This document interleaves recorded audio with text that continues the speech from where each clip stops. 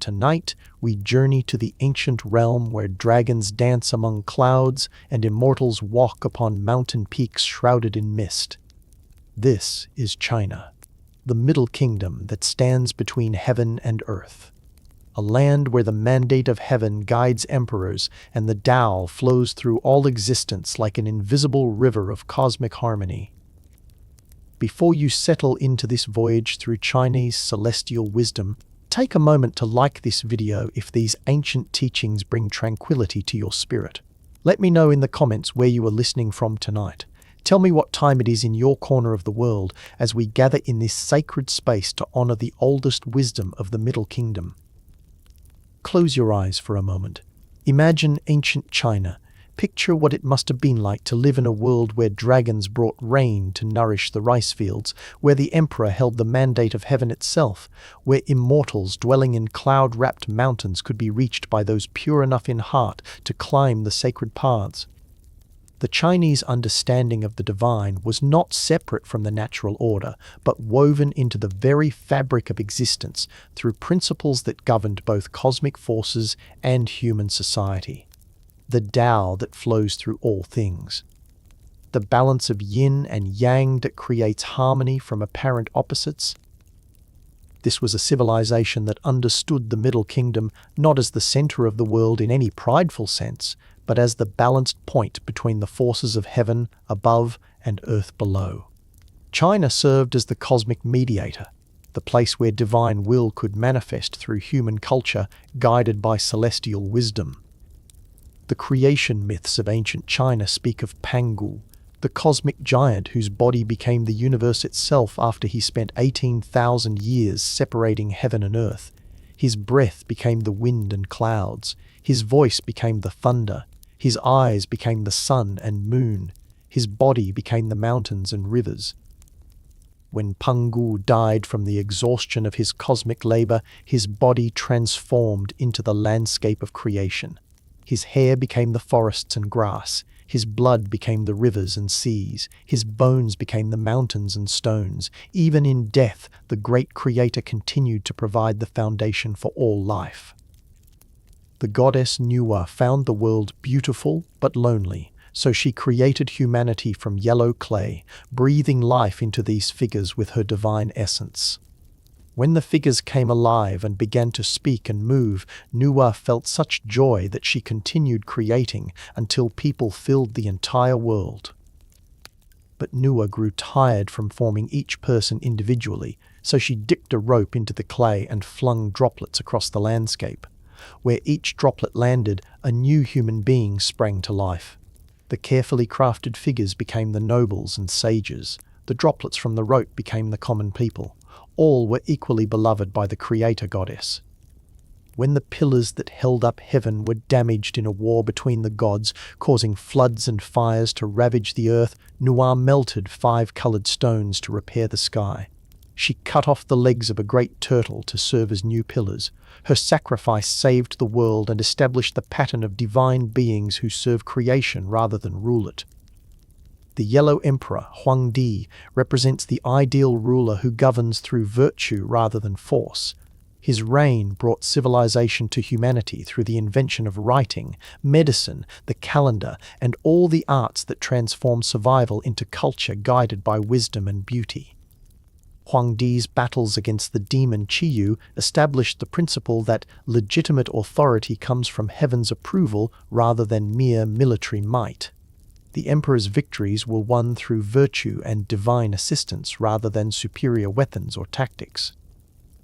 The dragon kings who rule the waters of China embody the benevolent power that brings rain to nourish crops while controlling floods that might destroy human settlements. These magnificent beings demonstrate how divine authority serves life rather than dominating it.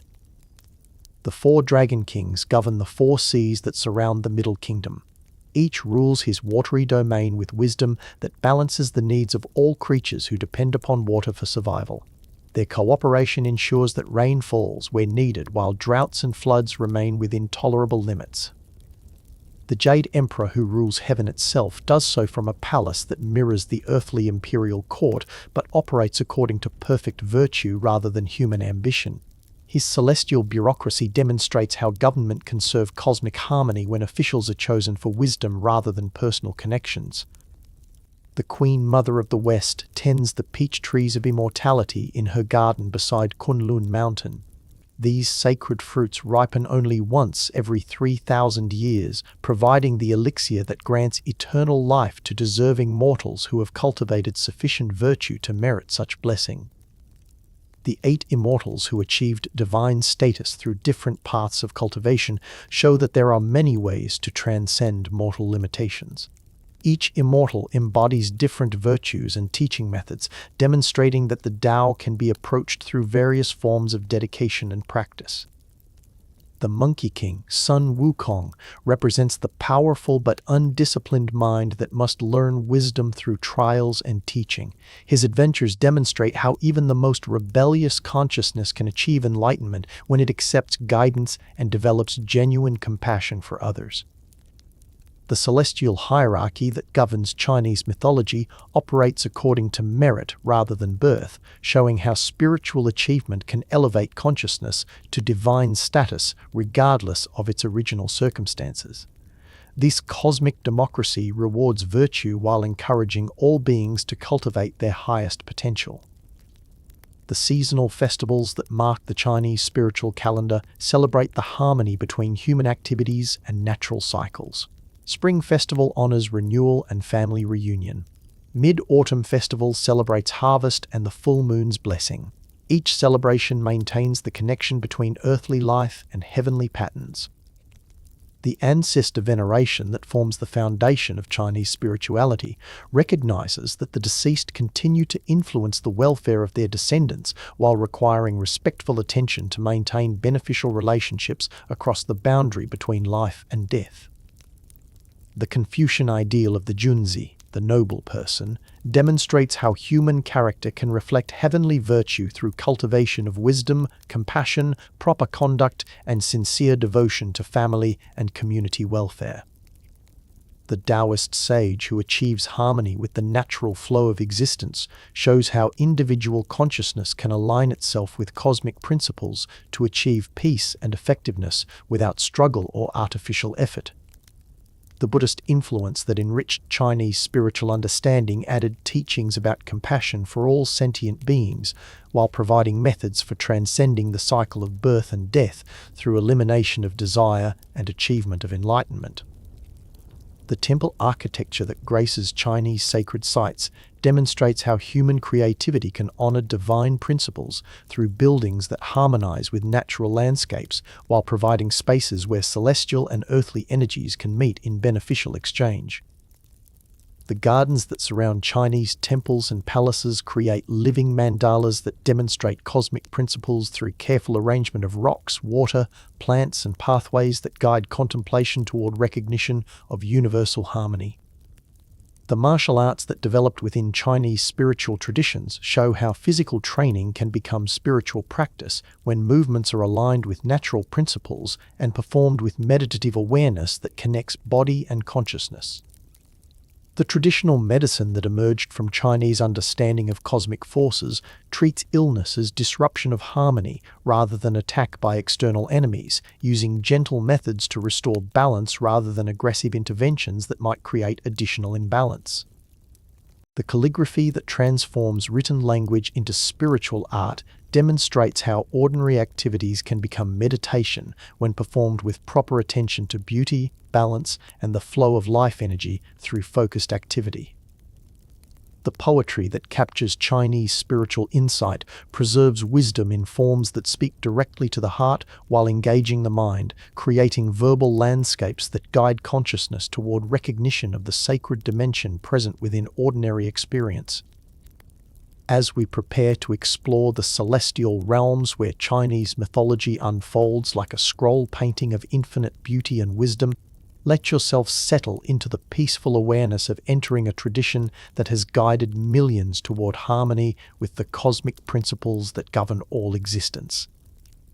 The teachings we will encounter are not museum pieces from ancient history, but living wisdom that continues to offer guidance for achieving balance between earthly responsibilities and heavenly aspirations.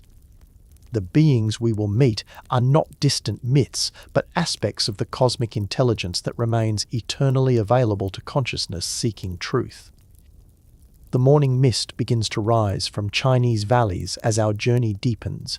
Somewhere among the cloud-wrapped peaks, the first of the great dragons prepares to descend, bringing with him the celestial rain that nourishes the Middle Kingdom and the divine wisdom that guides all who seek harmony with heaven's will.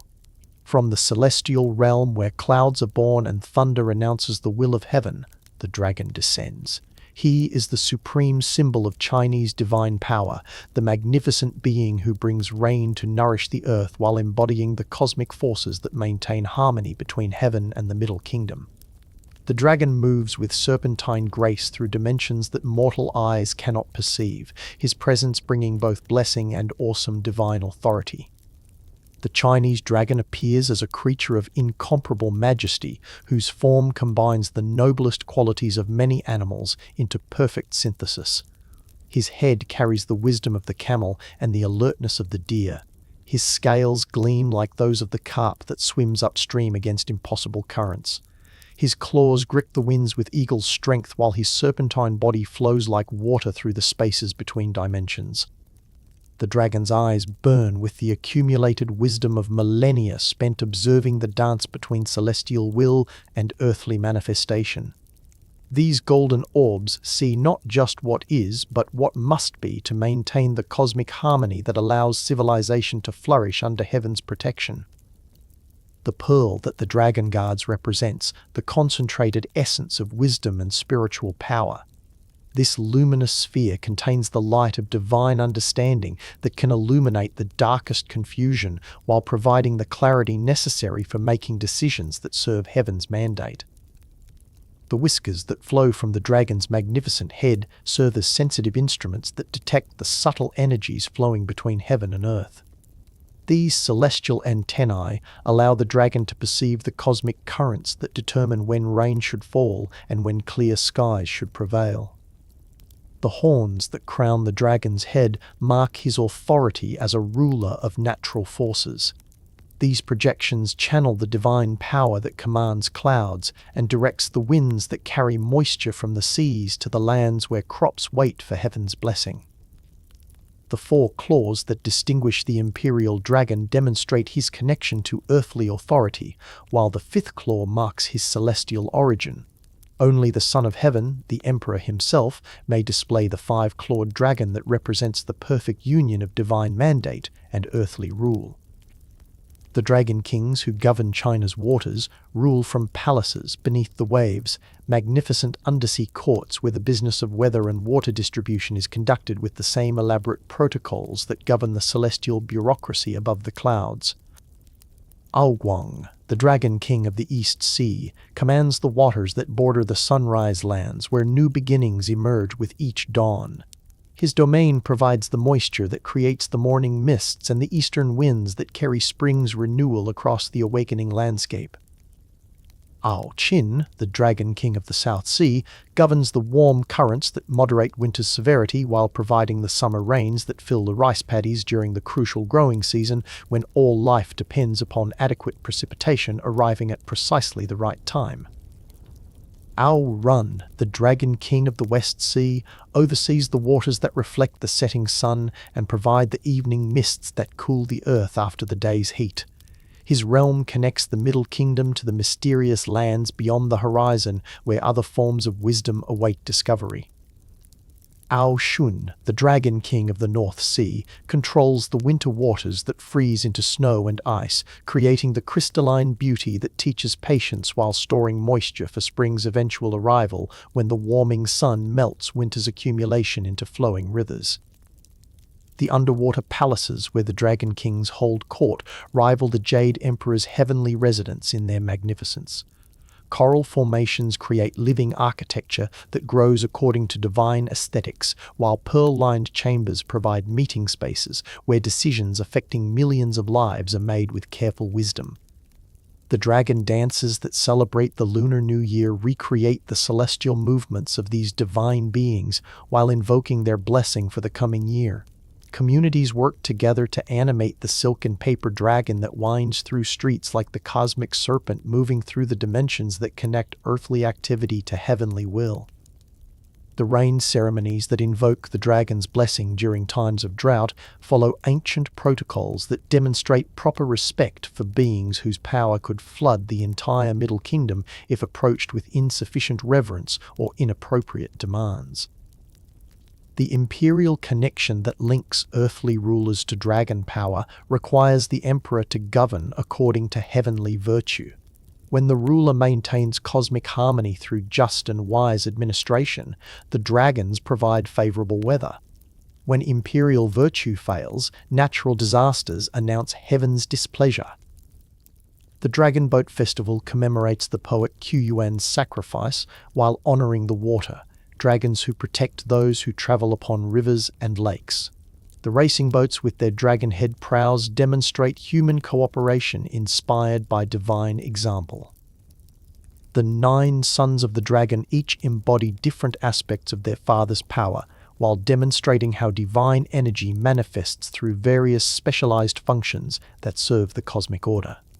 Bixi carries heavy loads with patient strength. Qi prevents fires with his water-calling abilities. Each son contributes unique gifts to the celestial administration. The Dragon Gate where carp attempt their legendary leap represents the possibility of transformation that awaits any being willing to persist through seemingly impossible challenges. The few carp that succeed in jumping the waterfall become dragons themselves, showing how dedication and courage can achieve divine status. The clouds that dragons breathe create the weather patterns that bring life-giving rain, while demonstrating the divine breath that animates all existence. These celestial exhalations carry the moisture that transforms deserts into gardens when distributed according to cosmic wisdom. The thunder that announces the dragon's approach serves as heavenly drumming that accompanies the cosmic dance of precipitation and sunshine that maintains the agricultural cycles upon which civilization depends. This divine music teaches mortals about timing and natural rhythm. The lightning that flashes from dragon encounters illuminates the darkness while providing brief glimpses of the divine realm that normally remains invisible to earthbound perception. These electrical displays demonstrate the power available to consciousness that learns to work with rather than against natural forces. The pearl diving expeditions that seek the dragon's treasures require courage and spiritual preparation because these sacred gems form only in places where divine energy concentrates in the depths where ordinary humans cannot survive without celestial protection.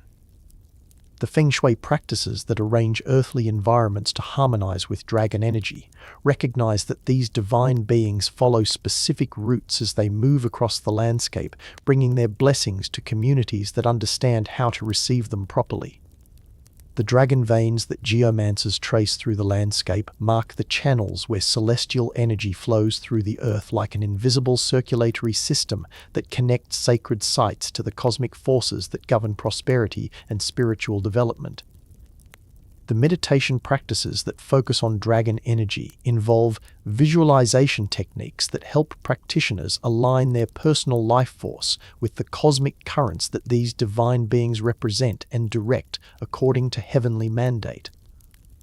The herbal medicines that draw upon dragon wisdom utilize plants that grow in locations where dragon energy concentrates, creating therapeutic substances that can restore balance to humans whose health has been disrupted by disharmony with natural forces.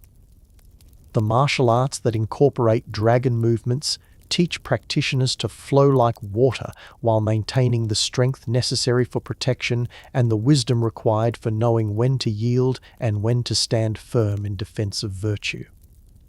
The dragon symbols that adorn temples, palaces, and ceremonial objects serve not as mere decoration but as spiritual technologies that help focus divine energy while creating sacred spaces where heavenly and earthly realms can interact beneficially. The seasonal movements that dragons make as they follow celestial patterns create the weather cycles that govern agricultural timing while teaching humans about the importance of working in harmony with natural rhythms rather than forcing inappropriate timing. The transformation abilities that dragons possess allow them to take human form when necessary for direct communication with mortals, demonstrating the compassionate desire to provide guidance while respecting human limitations that might prevent appreciation of their full divine manifestation. The treasure hoards that dragons guard include not just material wealth but spiritual wisdom that they protect from those who would misuse divine knowledge for selfish purposes rather than applying celestial teachings for the benefit of all beings. The imperial robes that display dragon embroidery connect earthly rulers to the cosmic authority that legitimizes their governance while reminding them of their responsibility to govern according to heavenly virtue rather than personal ambition or popular opinion. The dragon springs that emerge from underground sources where these divine beings rest provide healing waters that can cure ailments while offering spiritual purification for pilgrims who approach with proper reverence and sincere desire for transformation. The prophecies associated with dragon appearances connect these divine visitations to significant historical events while demonstrating how celestial beings involve themselves in earthly affairs when cosmic balance requires divine intervention to maintain harmony. The artistic representations of dragons in Chinese culture serve purposes beyond aesthetic appreciation to preserve and transmit spiritual teachings while creating focal points for meditation and devotional practices that maintain human connection to divine wisdom.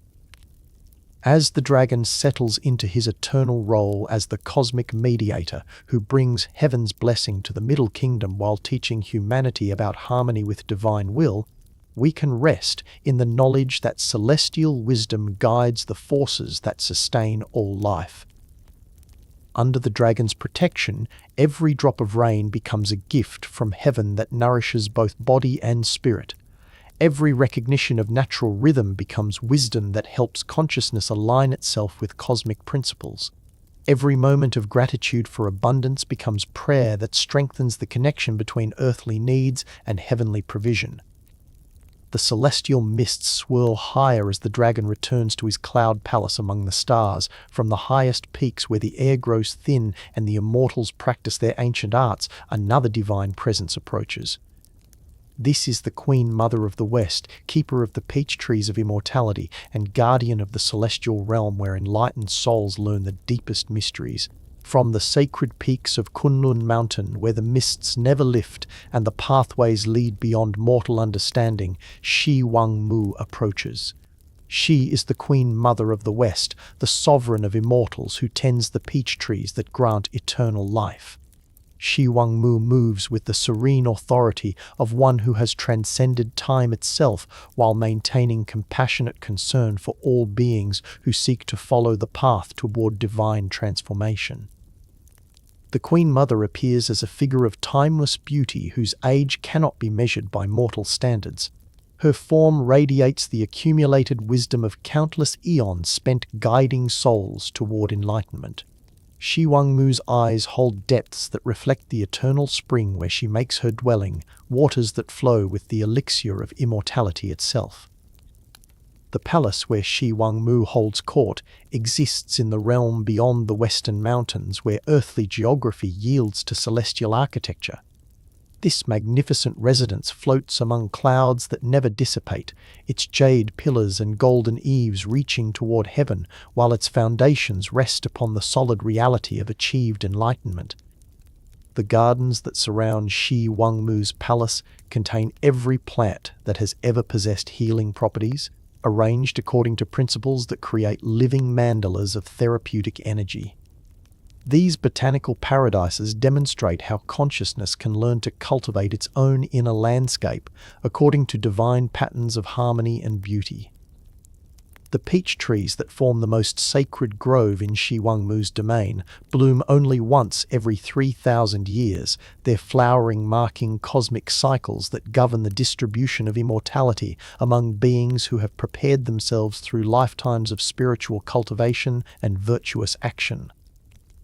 The peaches of immortality that ripen on these celestial trees contain concentrated essence of divine life force that can transform mortal consciousness into eternal awareness.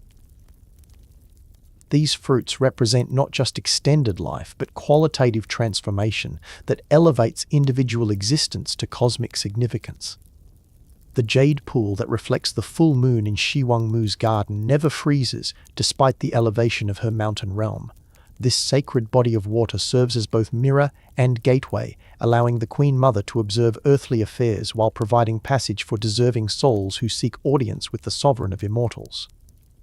The phoenix that serves as Shi Huangmu's messenger demonstrates the principle of renewal through transformation, this magnificent bird embodying the cycle of death and rebirth that consciousness must master to achieve true immortality. The phoenix's song carries invitations to those ready for divine initiation. The crane that dances in Shi Huangmu's courtyard represents longevity and the grace that comes from patient cultivation of wisdom over extended periods.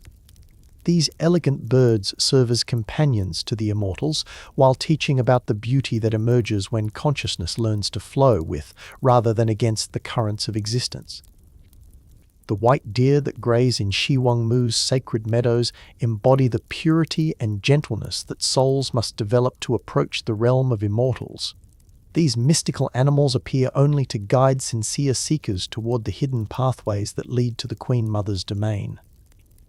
The leopard companions that protect Shi Huangmu's realm demonstrate controlled wildness and the fierce dedication required to defend sacred spaces from those who would approach with impure motives or insufficient preparation for divine encounter. The Jade Maidens who serve in Shi Huangmu's court are immortals who have chosen to remain in service rather than advancing to even higher levels of celestial existence. Their dedication demonstrates how genuine wisdom expresses itself through continued service to beings still struggling toward enlightenment. The celestial musicians who provide entertainment in the Queen Mother's palace create melodies that carry healing frequencies and educational vibrations. Their music helps newly arrived souls adjust to the refined atmosphere of immortal consciousness while teaching through harmony rather than words. The festivals that Shi Huangmu hosts for the community of immortals occur according to celestial timing that connects earthly seasonal changes to cosmic cycles invisible to mortal perception. These gatherings demonstrate how divine consciousness celebrates its own nature through communal joy and shared wisdom.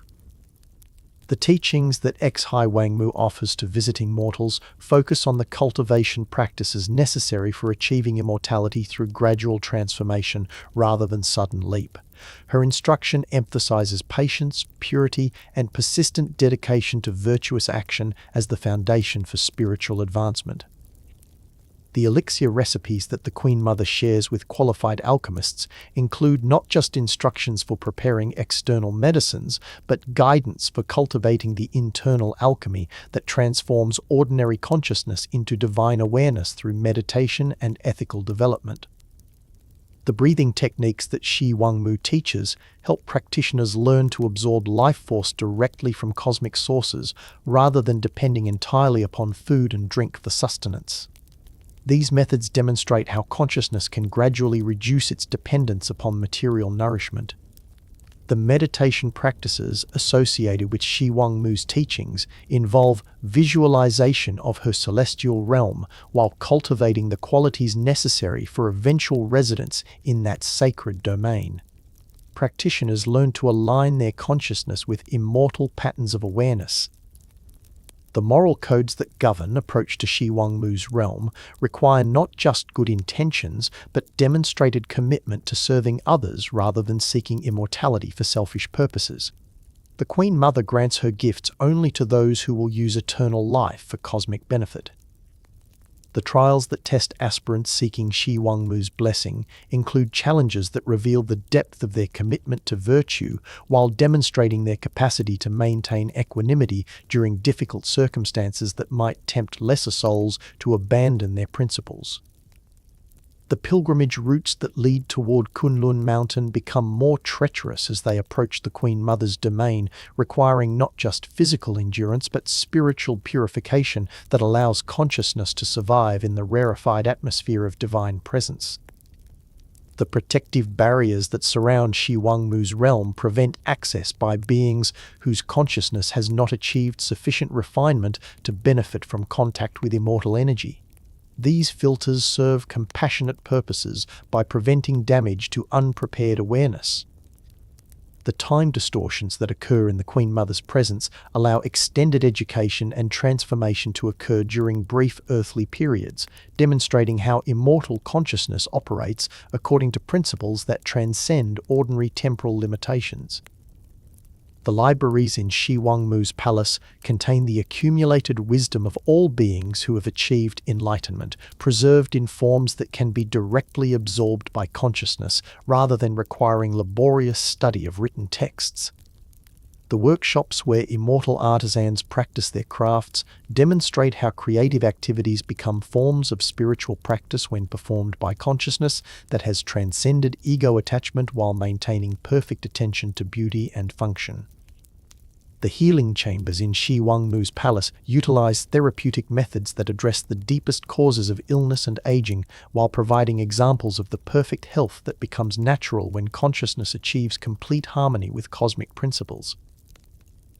The communication systems that connect Shi Wangmu's realm to earthly affairs operate through networks of spiritual energy that allow instantaneous awareness of conditions throughout the mortal world, while enabling divine intervention when cosmic balance requires immortal assistance. The diplomatic protocols that govern Shi Wangmu's interactions with other divine beings demonstrate how celestial authority operates through mutual respect and cooperation, rather than competitive displays of power or attempts to establish dominance over fellow immortals. The seasonal ceremonies that mark celestial transitions in Shi Wangmu's realm help newly arrived souls learn to perceive cosmic rhythms that operate on scales far larger than earthly cycles, while maintaining connection to the natural patterns that govern all existence. The gift-giving traditions that Shi Wangmu maintains with worthy mortals include not just material presents, but spiritual blessings that enhance the recipient's capacity for continued growth toward enlightenment and eventual qualification for immortal status. The prophecies that Shi Wangmu shares with qualified seekers provide guidance about cosmic cycles and the opportunities that will become available for spiritual advancement during specific historical periods when conditions favor rapid transformation. The conservation projects that Shi Wangmu oversees include protection of sacred sites and preservation of spiritual teachings that might otherwise be lost when civilizations decline or when human consciousness becomes too materialistic to appreciate divine wisdom. The educational programs that the Queen Mother sponsors help prepare advanced souls for the responsibilities that accompany immortal status, while ensuring that divine wisdom continues to flow toward earthly consciousness through properly trained intermediaries. The research activities conducted in Shi Wangmu's laboratories explore the relationships between consciousness and matter, while developing new methods for assisting beings in their evolution toward divine status through understanding of cosmic principles. The artistic projects that flourish under Shi Wangmu's patronage create beauty that serves educational purposes while demonstrating how divine consciousness expresses itself through forms that can inspire and elevate mortal awareness toward recognition of its own immortal potential. As Shi Wangmu settles into her eternal role as the sovereign who guides consciousness toward immortality while maintaining the sacred groves where divine life force concentrates in forms accessible to beings ready for transformation, we can rest in the knowledge that the path to eternal life remains open to sincere seekers. Under the Queen Mother's protection, every act of genuine virtue becomes preparation for eventual divine transformation. Every moment of sincere spiritual practice becomes cultivation of the immortal consciousness that already exists within all beings. Every recognition of the sacred dimension becomes a step toward the realm where time yields to eternity. The celestial mists deepen around Kunlun Mountain as Shi Wangmu returns to her eternal vigil over the peach trees of immortality. From the flowing currents where wisdom moves like water seeking its natural level, another presence approaches. This is Laozi, the ancient sage whose teachings about the Tao provide the foundation for understanding how individual consciousness can harmonize with the cosmic principles that govern all existence. From the timeless realm where wisdom flows like water following its natural course, Laozi emerges. He is the ancient sage whose understanding of the Tao transformed human consciousness's relationship with the cosmic principles that govern all existence. Laozi moves with the effortless grace of one who has learned to work with rather than against the natural flow of universal energy. Laozi appears as a figure whose very presence demonstrates the peace that comes from perfect alignment with the way. His beard flows white as mountain snow, carrying the accumulated wisdom of ages spent in contemplation of the eternal principles that most consciousness struggles against rather than following with natural ease. The Tao that Laozi teaches cannot be grasped by the mind that seeks to control rather than cooperate with the forces that organize existence according to patterns too subtle for ordinary understanding to perceive or manipulate through conventional effort. The teaching that emerges from Laozi's direct experience of the Tao emphasizes Wu Wei, the action that arises spontaneously from alignment with natural law rather than forced imposition of individual will upon circumstances that respond better to gentle guidance than aggressive control. The simplicity that Laozi advocates does not represent primitive thinking, but sophisticated understanding that recognizes how complexity often obscures rather than reveals the essential patterns that govern both cosmic forces and human affairs with elegant efficiency. The valley spirit that Laozi uses as metaphor for the Tao demonstrates how the lowest places often possess the greatest power because they attract and concentrate the flowing energies that naturally seek the points of least resistance rather than fighting against obstacles. The water teachings that flow through Laozi's wisdom show how the softest substance can overcome the hardest materials through patient persistence that follows natural channels rather than attempting to force direct confrontation with immovable barriers. The yielding strength that Laozi exemplifies in his own approach to life demonstrates how apparent weakness can become invincible power when consciousness learns to bend rather than break under pressures that would destroy more rigid forms of resistance. The empty vessel metaphor that Laozi uses to describe the ideal consciousness shows how usefulness comes not from being filled with accumulated knowledge, but from maintaining receptive emptiness that can accommodate whatever the situation requires.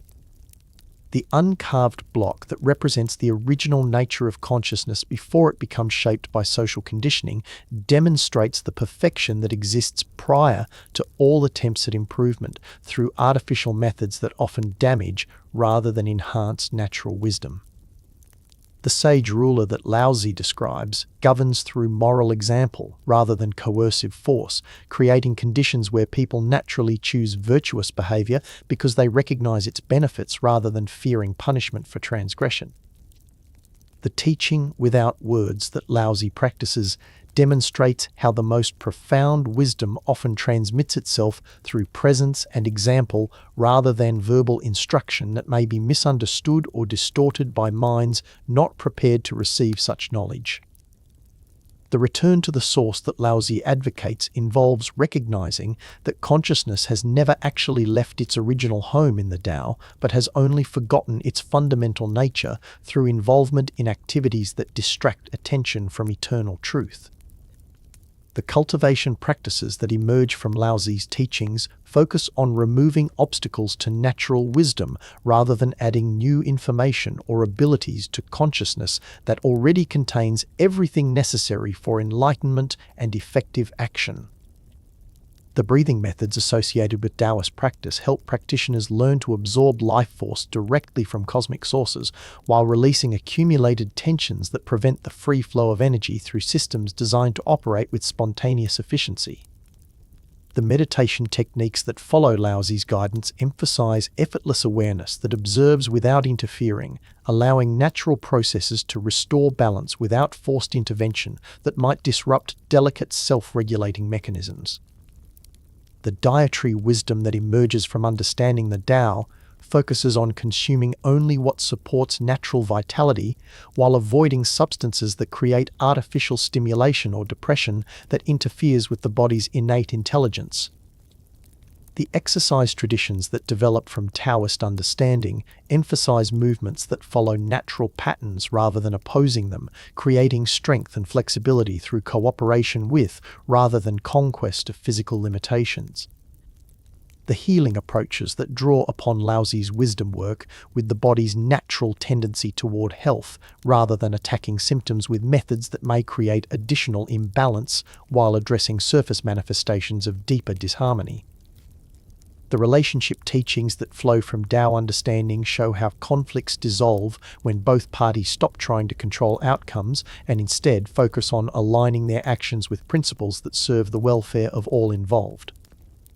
The economic principles that emerge from Laozi's wisdom emphasize sustainability and distribution rather than accumulation and competition, demonstrating how abundance naturally flows when artificial barriers to circulation are removed.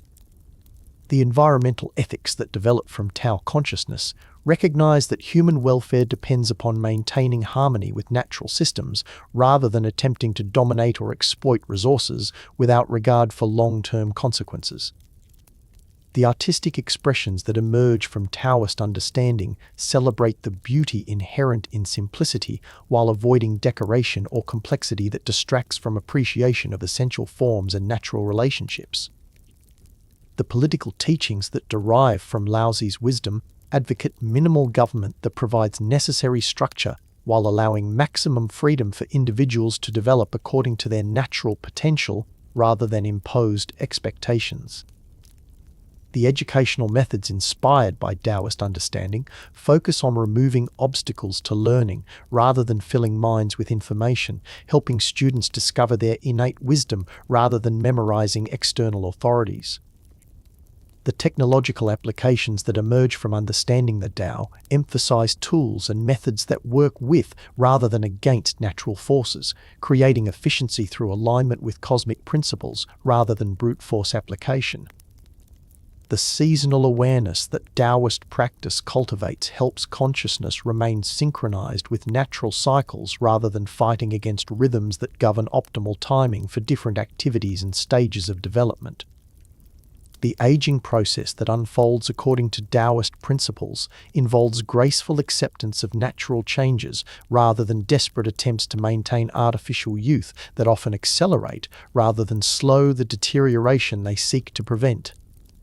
The death preparation that Taoist understanding provides helps consciousness recognize the natural transition that occurs when individual awareness returns to its source in the eternal Tao that neither begins nor ends but continues flowing through endless transformations. The immortality teachings that develop from advanced Taoist practice demonstrate how consciousness can achieve continuity beyond physical dissolution through identification with the eternal principles rather than temporary forms that manifest and dissolve according to natural law. The alchemy traditions that emerge from Taoist understanding include both external methods for creating longevity elixirs and internal practices for transforming ordinary consciousness into refined awareness capable of conscious participation in cosmic processes. The martial applications that flow from Taoist principles emphasize deflection and redirection rather than direct opposition, using an opponent's energy against itself through understanding of leverage and timing rather than superior force. The musical expressions that embody Taoist understanding create harmonies that demonstrate natural relationships rather than forced combinations, producing beauty through alignment with acoustic principles rather than artificial complexity. The architectural approaches inspired by Tao consciousness create buildings that harmonize with their natural settings rather than imposing foreign geometries upon landscapes, using materials and designs that enhance rather than conflict with environmental conditions. The agricultural methods that follow Taoist understanding work with soil biology and natural cycles rather than forcing productivity through chemicals that may create short-term gains while causing long-term damage to ecological systems. The craftsmanship traditions that embody Taoist principles focus on bringing out the natural beauty and utility inherent in materials rather than imposing arbitrary forms that fight against the grain and natural tendencies of wood, stone, or metal. As Laozi settles into his eternal teaching of the way that cannot be spoken but can be lived through alignment with the natural flow of cosmic intelligence, we can rest in the knowledge that the path of effortless action remains open to any consciousness willing to stop fighting against itself. Under Laozi's guidance, every moment of yielding to natural wisdom becomes strength that cannot be overcome. Every recognition of the Tao flowing through ordinary circumstances becomes enlightenment that transforms daily life into spiritual practice. Every act of Wu Wei becomes participation in the cosmic intelligence that maintains universal harmony through effortless precision. The mountain mists swirl gently as Laozi returns to his eternal contemplation of the way. From the scholarly halls where wisdom accumulates through generations of dedicated study, another presence approaches.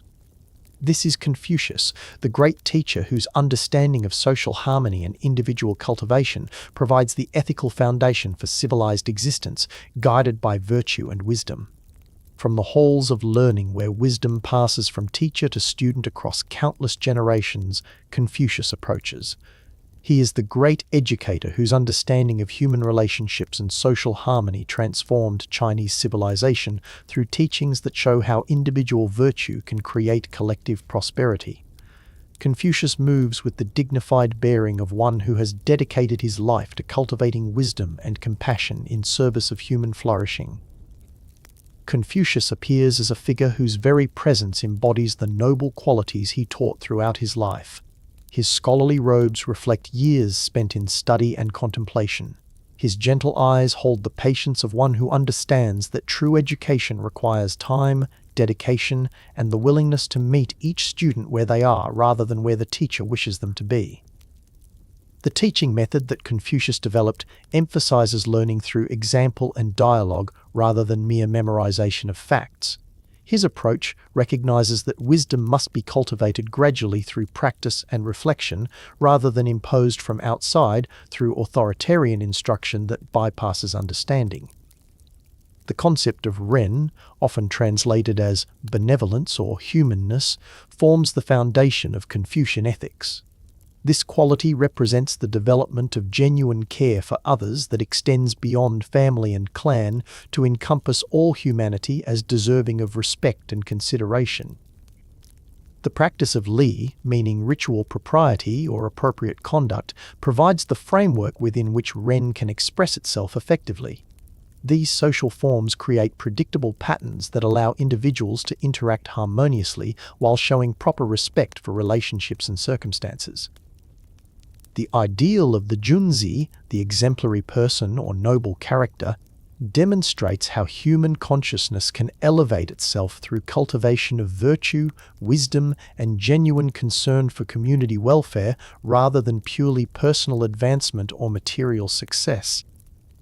The doctrine of Zhengming, or rectification of names, teaches that social harmony depends upon clear understanding of roles and relationships. When words accurately reflect realities, communication becomes possible and cooperation can develop between individuals who understand their mutual responsibilities. The principle of reciprocity that Confucius expressed in his Golden Rule teaches that ethical behavior emerges naturally when consciousness learns to consider the effects of its actions upon others before acting purely from selfish motivation or immediate desire. The filial piety that Confucius emphasized as fundamental to social order recognizes that learning to honor and care for parents and elders provides the foundation for extending respect and consideration to all relationships within the broader community. The educational philosophy that Confucius pioneered assumes that every individual possesses the potential for moral and intellectual development, regardless of their social background or economic circumstances, making education a universal right rather than privilege reserved for the wealthy. The teaching relationship that Confucius established with his disciples demonstrates how wisdom transmits most effectively through personal mentorship that adapts to individual needs while maintaining consistent standards of excellence and integrity. The historical consciousness that permeates Confucian thought recognizes that current circumstances result from past actions while future possibilities depend upon present choices, creating awareness of responsibility that extends beyond immediate self-interest to encompass long-term consequences. The governmental philosophy that emerges from Confucian understanding advocates rule by virtue rather than force, showing how leaders who demonstrate moral excellence naturally attract the voluntary cooperation of citizens who recognize beneficial authority. The meritocratic principles that Confucius advocated suggest that positions of responsibility should be awarded based upon character and capability rather than birth or wealth, creating systems that reward virtue while encouraging continuous self-improvement in all citizens. The family relationships that Confucian teaching emphasizes provide the training ground where individuals learn the interpersonal skills necessary for effective participation in larger communities that depend upon trust, cooperation, and mutual respect for harmonious function. The scholarly traditions that developed from Confucian example demonstrate how intellectual development serves ethical purposes rather than mere personal advancement, using knowledge to serve community welfare rather than individual aggrandizement or competitive advantage. The ritual observances that Confucius restored and refined create shared experiences that reinforce social bonds while providing opportunities for expressing gratitude, respect, and commitment to values that transcend individual preferences or momentary desires. The musical appreciation that Confucius cultivated demonstrates how aesthetic experiences can refine consciousness while creating harmonious relationships between individuals who share appreciation for beauty and cultural excellence that elevates human experience. The literary studies that form the core of Confucian education preserve the accumulated wisdom of previous generations while providing models of excellent thinking and expression that can guide contemporary decision-making and character development. The administrative skills that Confucian training develops prepare individuals for positions of responsibility within governmental and social institutions that require both technical competence and ethical integrity to function effectively in service of public welfare. The diplomatic approaches that emerge from Confucian understanding emphasize negotiation and compromise rather than confrontation, seeking solutions that allow all parties to maintain dignity while achieving outcomes that serve the common good. The economic ethics that develop from Confucian principles advocate fair distribution and sustainable practices rather than unlimited accumulation by individuals or groups at the expense of community welfare or environmental health. The judicial philosophy that flows from Confucian thought emphasizes restoration and education rather than punishment, seeking to address the causes of harmful behavior while helping offenders develop the character necessary for constructive participation in society.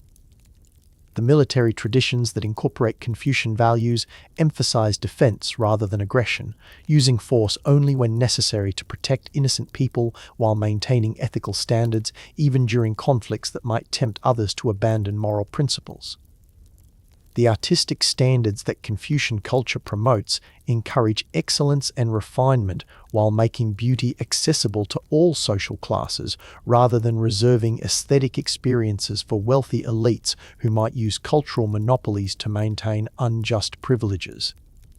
The technological developments that emerge from Confucian societies emphasize innovations that serve human welfare rather than mere efficiency or profit, evaluating new capabilities according to their effects upon community harmony and individual character development.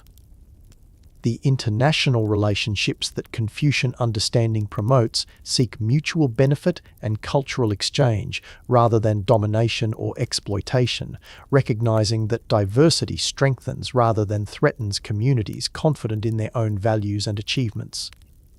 The environmental stewardship that Confucian ethics supports recognizes that human welfare depends upon maintaining healthy relationships with natural systems rather than treating the earth merely as a resource to be consumed without regard for sustainability. The medical approaches that develop from Confucian understanding emphasize prevention and balance rather than merely treating symptoms, recognizing that health depends upon harmonious relationships between individual consciousness and environmental conditions.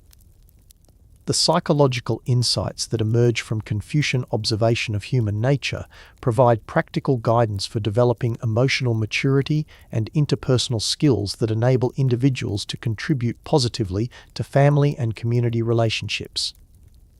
The spiritual dimensions that complement Confucian ethics recognize that moral development serves not only social harmony, but also individual fulfillment that comes from aligning personal actions with cosmic principles of justice and benevolence. The generational consciousness that Confucian thought cultivates helps individuals understand their responsibilities to both ancestors and descendants, creating awareness that extends personal identity beyond individual lifespan to encompass family and cultural continuity.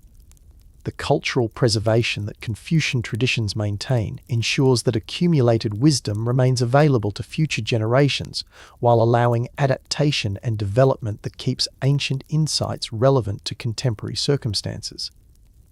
The global influence that Confucian values continue to exert demonstrates how ethical teachings that serve human flourishing transcend cultural boundaries while respecting local traditions and customs that contribute to the diversity that enriches human civilization.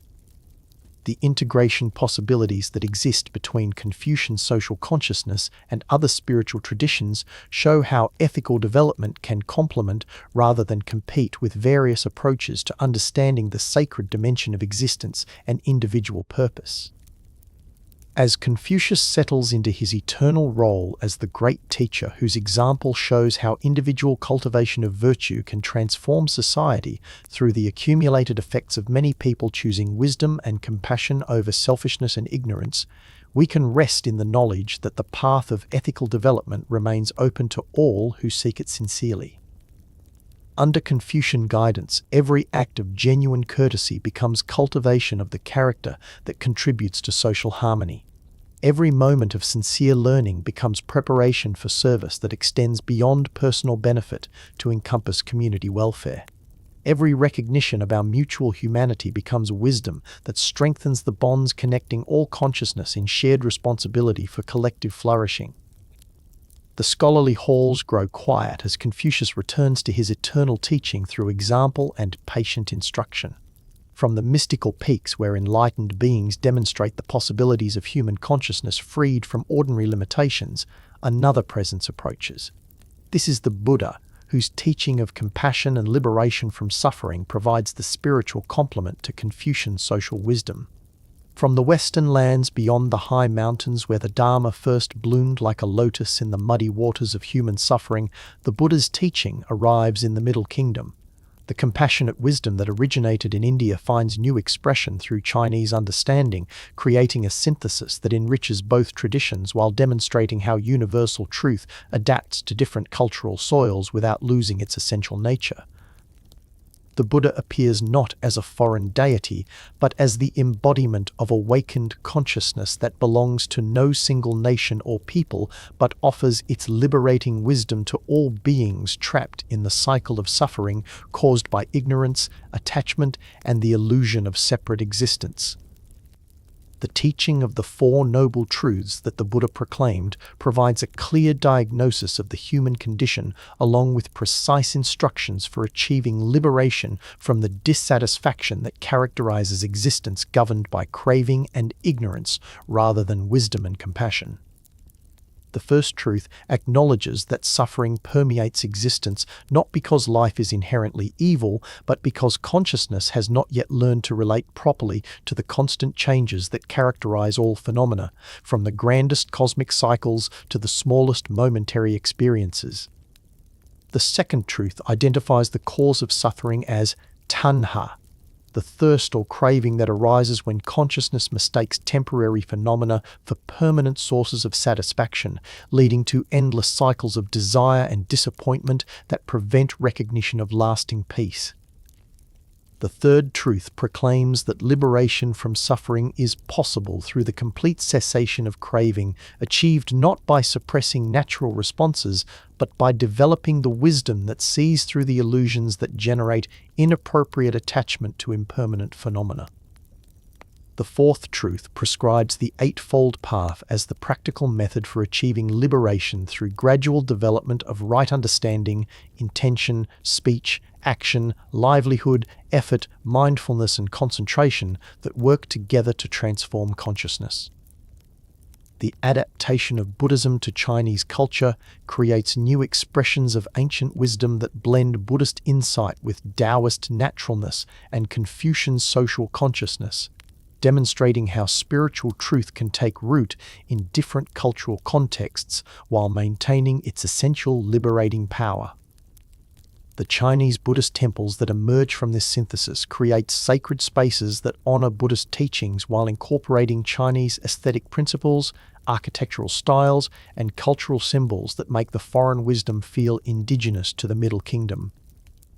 The meditation practices that develop within Chinese Buddhism combine traditional Buddhist mindfulness with Taoist attention to natural flow and Confucian emphasis on ethical development, creating approaches that serve both individual liberation and social harmony. The Pure Land tradition that flourishes in Chinese Buddhism emphasizes devotion to Amitabha Buddha and aspiration for rebirth in his Western paradise, providing a path of faith and surrender that complements the more analytical approaches emphasized in other Buddhist schools. The Chan tradition that emerges from the meeting between Buddhism and Taoism creates a uniquely Chinese approach to enlightenment that emphasizes direct pointing to mind nature rather than gradual cultivation, using natural metaphors and spontaneous methods that resonate with Taoist sensibility. The Buddhist art that develops in Chinese contexts depicts enlightened beings with Chinese features and clothing, while maintaining the iconographic elements that preserve essential spiritual meanings, showing how universal wisdom adapts to local aesthetic traditions. The Buddhist festivals that become part of Chinese religious calendar blend Indian commemorations with Chinese seasonal celebrations, creating hybrid observances that honor Buddhist teachings while maintaining connection to agricultural cycles and ancestral traditions. The monasteries that house Chinese Buddhist communities develop rules and customs that accommodate Chinese family values while maintaining the essential disciplines necessary for serious spiritual practice, creating institutions that serve both individual liberation and community welfare. The lay Buddhist communities that emerge throughout China demonstrate how Buddhist principles can guide ordinary family life and business activities without requiring abandonment of social responsibilities or cultural traditions that contribute to community stability. The Buddhist influence on Chinese medicine introduces concepts of karma and compassion, while supporting traditional Chinese understanding of energy flow and balance, creating medical approaches that address spiritual as well as physical dimensions of illness and health. The educational systems that develop from Chinese Buddhist institutions combine traditional Buddhist studies with Chinese literary and philosophical education, producing scholars who can communicate Buddhist wisdom through familiar cultural forms and classical Chinese literary styles. The governmental relationships that Chinese Buddhism navigates demonstrate how spiritual teachings can serve state purposes when they emphasize ethics and social harmony while maintaining independence necessary for authentic religious expression that serves individual liberation. The popular Buddhism that develops among ordinary Chinese people emphasizes practical benefits such as protection, healing, and prosperity, while gradually introducing deeper teachings about compassion and wisdom that can transform consciousness over extended periods of practice. The feminist dimensions that emerge within Chinese Buddhism provide opportunities for women to achieve spiritual accomplishment and social respect through religious dedication, creating alternatives to purely domestic roles while honoring traditional feminine virtues. The literary expressions that flow from Chinese Buddhist inspiration produce poetry, prose, and drama that communicate spiritual insights through aesthetic experiences, making abstract teachings accessible to audiences who might not respond to purely philosophical presentations.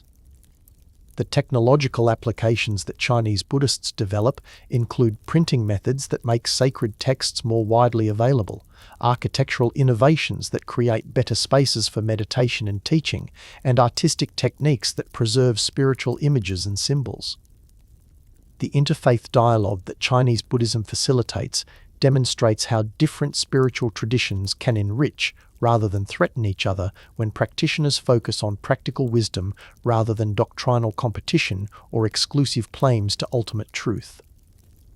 The social services that Buddhist institutions provide include hospitals, schools, orphanages, and disaster relief organizations that demonstrate compassion in action while creating positive associations between Buddhist practice and community welfare. The economic activities that Buddhist communities develop emphasize right livelihood principles that avoid occupations causing harm while generating resources necessary for maintaining institutions dedicated to spiritual education and community service. The environmental consciousness that emerges from Buddhist understanding of interconnectedness supports Chinese traditional reverence for nature, while providing additional motivation for protecting ecological systems upon which all sentient beings depend for survival. The psychological insights that Buddhist analysis of mental processes contributes to Chinese understanding of human nature complement Confucian social psychology and Taoist natural wisdom, creating comprehensive approaches to mental health and emotional development. The artistic patronage that Buddhist institutions provide supports craftsmen, painters, sculptors, and musicians while ensuring that traditional skills necessary for creating religious art remain alive and continue developing through successive generations. The pilgrimage traditions that Chinese Buddhism establishes connect sacred sites throughout the Middle Kingdom while providing opportunities for spiritual development through travel that combines physical challenges with contemplative practice and cultural exchange. The healing practices that integrate Buddhist compassion with Chinese medical wisdom create therapeutic approaches that address spiritual causes of illness while utilizing traditional diagnostic methods and herbal remedies enhanced by meditation and prayer. The death practices that Chinese Buddhism develops help families navigate grief while providing spiritual support for dying individuals based on Buddhist understanding of consciousness, transition combined with Chinese ancestral reverence and family obligation. The modern adaptations that contemporary Chinese Buddhism creates demonstrate how ancient wisdom remains relevant to technological societies, while maintaining essential spiritual principles that address universal human needs, transcending cultural and temporal boundaries. The global influence that Chinese Buddhism exerts through meditation centers, temples, and educational institutions throughout the world shows how spiritual synthesis can create new forms of practice that serve diverse populations while preserving authentic wisdom traditions. As the Buddha's teaching settles into its permanent place within Chinese spiritual landscape, enriching and being enriched by indigenous wisdom traditions while maintaining its essential message of liberation through compassion and wisdom, we can rest in the knowledge that multiple paths lead toward the same summit of awakened consciousness. Under Buddhist guidance integrated with Chinese wisdom, every act of genuine compassion becomes practice that serves both individual liberation and collective welfare. Every moment of mindful awareness becomes cultivation of the clarity that sees through illusions causing unnecessary suffering. Every recognition of interdependence becomes wisdom that strengthens connections between all beings sharing the journey toward enlightenment. The temple bells ring softly as Buddhist teaching merges with the eternal wisdom of the Middle Kingdom. From the legendary battles where heroes demonstrate courage and loyalty that inspire generations, another presence approaches. This is Guan Yu, the warrior saint whose devotion and righteousness transformed military prowess into spiritual teaching about honor and sacrifice. From the ancient battlefields where heroes proved their worth through deeds that echo across centuries, Guan Yu emerges. He is the warrior saint whose loyalty and righteousness transformed military prowess into spiritual teaching about honor and sacrifice. Guan Yu moves with the dignified bearing of one whose earthly achievements earned him divine status through unwavering commitment to virtue, even in the face of impossible odds. Guan Yu appears as a figure whose very presence embodies the martial virtues that Chinese culture most deeply admires. His magnificent black beard flows like a dark river, symbolizing the deep wisdom that guides righteous action.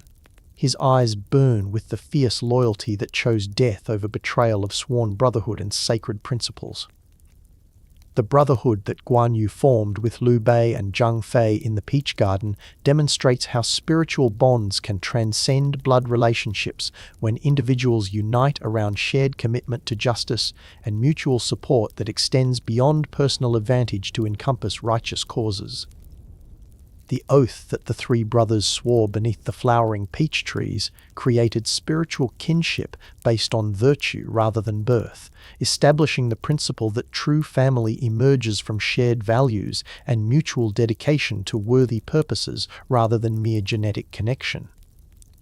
The weapon that Guan Yu wielded, the green dragon crescent blade, represents righteous force applied with precision and restraint, demonstrating how martial skill serves justice rather than personal ambition when guided by wisdom and moral principle. The red hare horse that carried Guan Yu into battle symbolizes the noble mount that serves virtue, this magnificent steed choosing to serve righteousness, even when offered material rewards for betraying its rider's principles and switching allegiance to more powerful but less virtuous masters.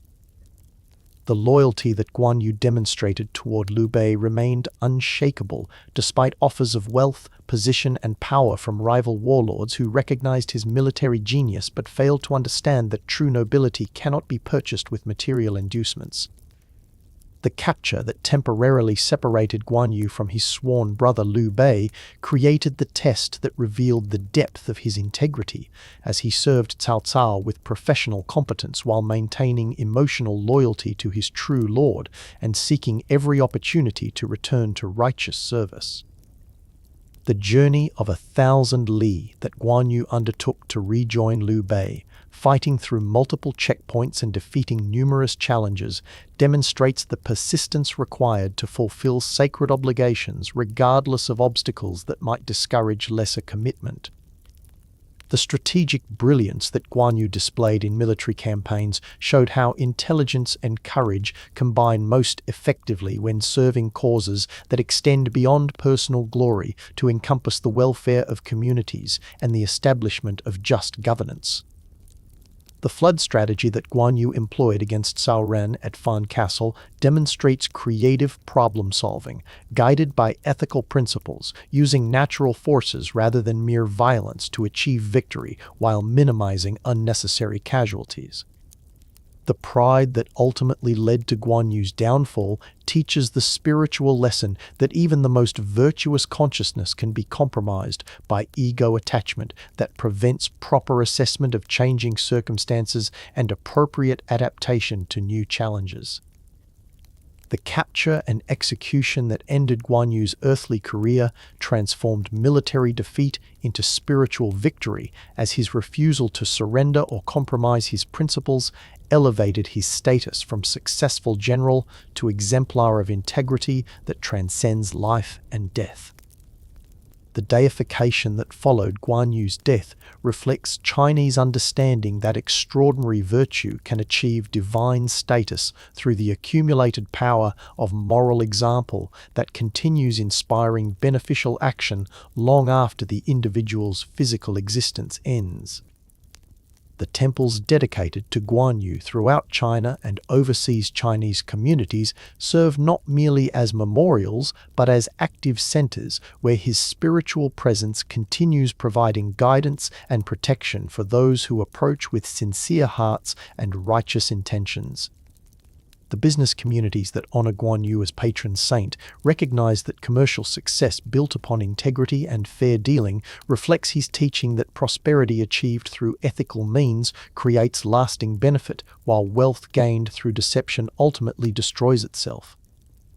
The police and military units that revere Guan Yu understand that his example demonstrates how force can serve justice when applied with wisdom and restraint by individuals whose personal integrity prevents abuse of power for selfish purposes. The literary tradition that preserves Guan Yu's story in the Romance of the Three Kingdoms ensures that his example remains accessible to each generation, providing moral education through compelling narrative that makes abstract virtues concrete through specific examples. The operatic performances that celebrate Guan Yu's deeds create artistic experiences that allow audiences to participate emotionally in his struggles and triumphs, reinforcing cultural values through dramatic presentation that engages both heart and mind.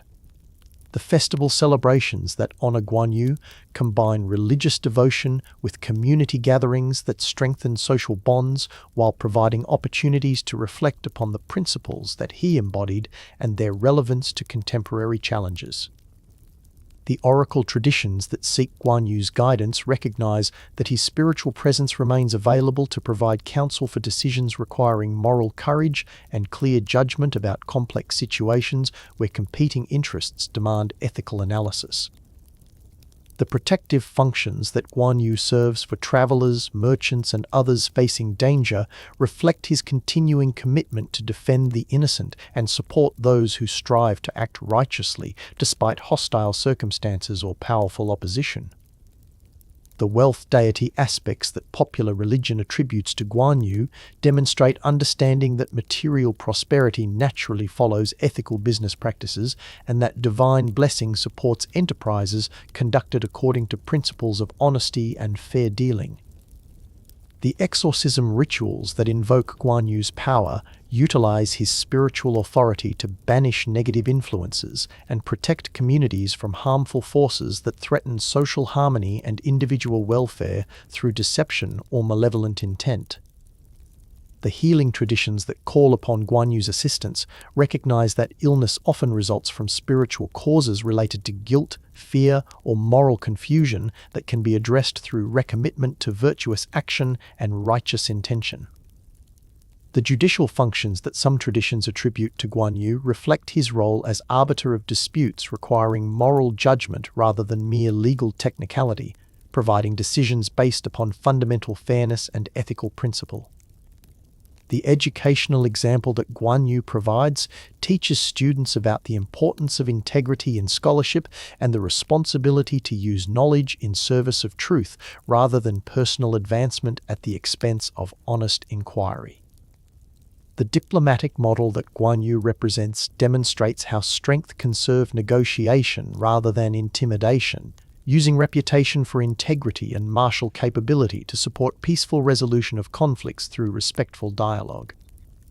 The leadership principles that emerge from Guan Yu's example emphasize service rather than dominance, showing how authority derives its legitimacy from moral character rather than mere position or accumulated power.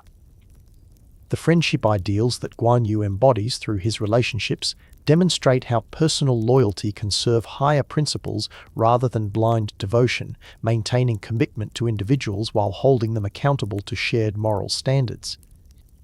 The sacrifice teaching that Guan Yu's death provides shows how consciousness can choose principles over survival when circumstances demand such choice, transforming physical defeat into spiritual victory through unwavering commitment to virtue. The transformation process that elevated Guan Yu from historical figure to divine being demonstrates how human consciousness can achieve immortality through actions that serve eternal principles rather than temporary advantage or personal gratification.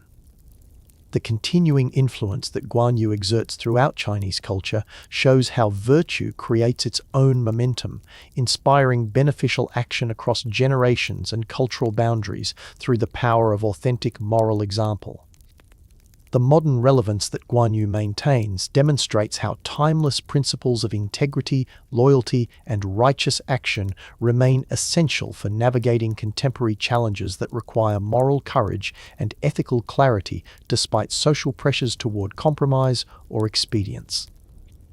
As Guan Yu settles into his eternal role as the divine protector, whose example demonstrates how martial strength can serve spiritual principles while inspiring generations to choose honor over advantage, we can rest in the knowledge that courage guided by virtue creates benefits that extend far beyond individual achievement.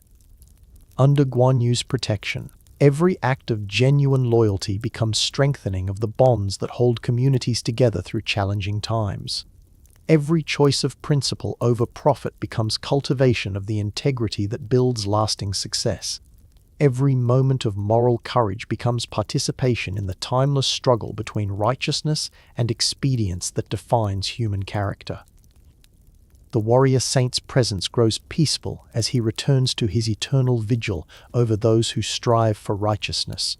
From the realm where divine bureaucracy maintains cosmic order through celestial administration, another presence approaches. This is the Jade Emperor, supreme ruler of heaven, whose court demonstrates how perfect government operates according to virtue and wisdom rather than mere power and political advantage. From the highest realm of heaven, where divine administration maintains cosmic order through perfect governance, the Jade Emperor descends. He is Wukong, the supreme ruler whose celestial court demonstrates how perfect government operates, according to virtue and wisdom rather than mere power and political advantage. The Jade Emperor moves with the serene authority of one whose rule serves universal harmony rather than personal ambition. The Jade Emperor appears as the embodiment of imperial virtue elevated to cosmic perfection. His robes shimmer with the deep green of precious jade that symbolizes moral purity and spiritual refinement. His crown reflects the light of countless stars, while his eyes hold depths that encompass all the affairs of both heaven and earth with equal compassionate attention. The throne from which the Jade Emperor rules exists at the center of celestial space, where all directions converge and all times meet in the eternal present of divine consciousness. This seat of ultimate authority demonstrates how true power emanates from moral perfection rather than coercive force. The palace that houses the celestial court surpasses all earthly imperial residences in magnificence while serving as the cosmic model that earthly rulers attempt to emulate through architecture and protocols that reflect heavenly patterns of organization and ceremonial procedure. The bureaucracy that serves under the Jade Emperor's direction includes departments responsible for every aspect of cosmic administration, from weather patterns and seasonal changes to human affairs and the management of other realms that exist within the vast hierarchy of celestial government. The Ministry of Thunder oversees atmospheric phenomena, ensuring that storms arrive when needed for agricultural purposes, while preventing destructive weather that would damage crops or communities beyond the limits necessary for maintaining natural balance. The Department of Longevity maintains records of individual lifespans while administering the complex calculations that determine when souls should be called from earthly existence to account for their accumulated karma and receive appropriate assignments for continued development. The Bureau of Examinations evaluates the moral progress of human officials and scholars, determining promotions and demotions within the earthly administrative system based upon virtue and competence rather than mere political connections or accumulated wealth. The Registry of Marriages oversees romantic relationships and family formation, ensuring that unions serve cosmic harmony while honoring individual choice and the complex karmic relationships that connect souls across multiple lifetimes. The Celestial Treasury manages the distribution of good fortune and material blessings, ensuring that prosperity flows according to merit and need rather than random chance or manipulation by those who would circumvent moral law through ritual or influence. The Department of Agriculture coordinates with dragon kings and local earth spirits to provide optimal growing conditions for crops throughout the Middle Kingdom, balancing regional needs with overall abundance that serves the welfare of all inhabitants. The Ministry of Health oversees the spiritual and physical well-being of all sentient beings, working with various healing deities and medical traditions to maintain the balance necessary for optimal function of individual consciousness within collective systems. The Bureau of Justice administers cosmic law through a complex system of courts and appeals processes that ensure every soul receives fair treatment according to universal principles that transcend cultural variations in legal codes and enforcement methods. The Department of Education monitors the development of wisdom and knowledge throughout human civilization, providing inspiration to teachers and students while ensuring that learning serves moral development rather than merely technical advancement. The Registry of Deeds maintains detailed records of every action performed by every conscious being, creating the karmic database that determines appropriate consequences and learning opportunities for souls at various stages of spiritual evolution. The personnel policies that govern celestial administration demonstrate how divine government operates according to merit and virtue, with positions awarded through examination of moral character and administrative competence rather than nepotism or political favoritism. The promotion system that advances worthy officials through successive ranks of celestial hierarchy shows how spiritual accomplishment can elevate consciousness from earthly service to cosmic responsibility through demonstrated wisdom and ethical behavior. The communication networks that connect different departments of heavenly government ensure coordinated responses to complex situations requiring cooperation between various divine authorities and earthly institutions. The diplomatic protocols that govern relationships between the Jade Emperor and other divine rulers demonstrate how supreme authority can maintain harmony with independent spiritual powers through mutual respect and recognition of complementary functions.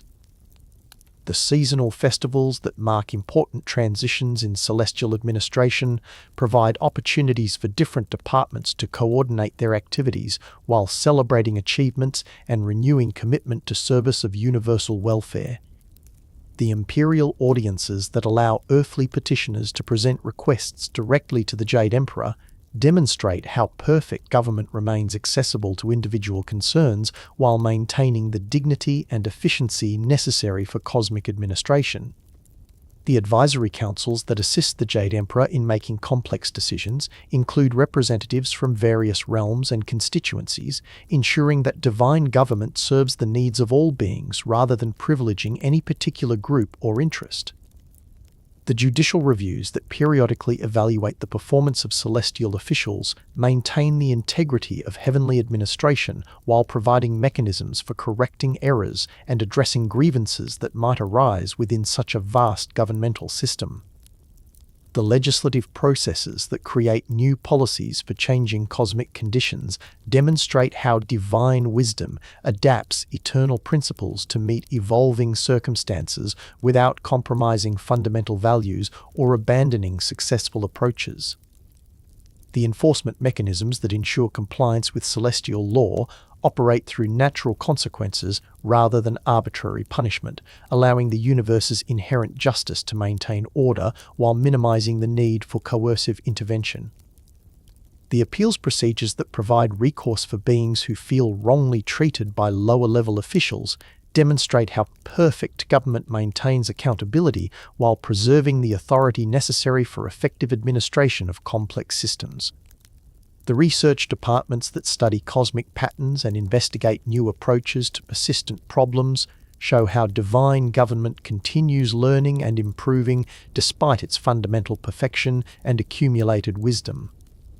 The training programs that prepare newly elevated souls for celestial service ensure that heavenly administration maintains high standards while providing advancement opportunities for consciousness that demonstrates readiness for greater responsibility. The retirement systems that honor long-serving celestial officials provide dignified transitions to advisory roles while making room for fresh perspectives and energy that keep divine government responsive to changing conditions. The cultural activities that enrich life in the celestial realm demonstrate how perfect government includes provisions for aesthetic expression, intellectual stimulation, and social enjoyment that make service rewarding rather than merely dutiful. The health services that maintain the well-being of celestial employees show how divine administration cares for those who serve while ensuring optimal performance through attention to both individual needs and collective requirements. The housing policies that provide appropriate accommodations for beings at different ranks within celestial hierarchy demonstrate how government can ensure dignity and comfort for all while maintaining distinctions that reflect varying levels of responsibility and achievement. The transportation systems that enable efficient movement throughout the celestial realm utilize technologies based upon spiritual energy rather than material consumption, creating infrastructure that serves functional needs without environmental damage. The recreational facilities that provide opportunities for rest and renewal demonstrate how perfect government recognizes that even divine consciousness benefits from periodic respite from administrative duties and opportunities for personal growth. The educational institutions that offer continuing development for celestial officials ensure that divine government maintains cutting-edge knowledge while preserving traditional wisdom that has proven effective over cosmic time periods. The communication technologies that enable instant contact throughout the celestial realm demonstrate how perfect administration utilizes advanced methods while maintaining personal touch and individual attention that characterizes truly responsive government. The archive systems that preserve records of all cosmic events create institutional memory that informs current decisions while providing historical context for understanding patterns and trends that operate across vast timescales. As the Jade Emperor settles into his eternal role as the supreme administrator whose perfect government demonstrates how authority can serve universal welfare through wisdom and virtue rather than force and favoritism, we can rest in the knowledge that cosmic order is maintained by divine consciousness committed to justice and compassion. Under the Jade Emperor's guidance, every act of just governance becomes reflection of celestial principles. Every moment of ethical leadership becomes participation in the cosmic administration that maintains harmony throughout existence. Every recognition of legitimate authority becomes wisdom that strengthens the bonds between individual responsibility and collective welfare. The celestial court grows quiet as the Jade Emperor returns to his eternal administration of cosmic affairs. From the playful realm where divine trickery teaches wisdom through unexpected lessons, another presence approaches. This is the Monkey King, Sun Wukong, whose rebellious spirit and eventual enlightenment demonstrate how even the most undisciplined consciousness can achieve divine status through proper guidance and spiritual development.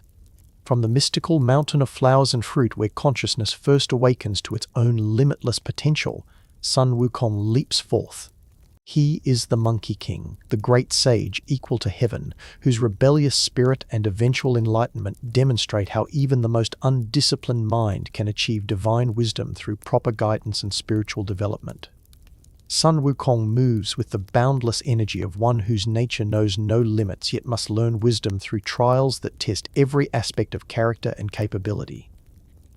The Monkey King appears as a being whose very form embodies the restless intelligence that refuses to accept conventional boundaries or traditional limitations.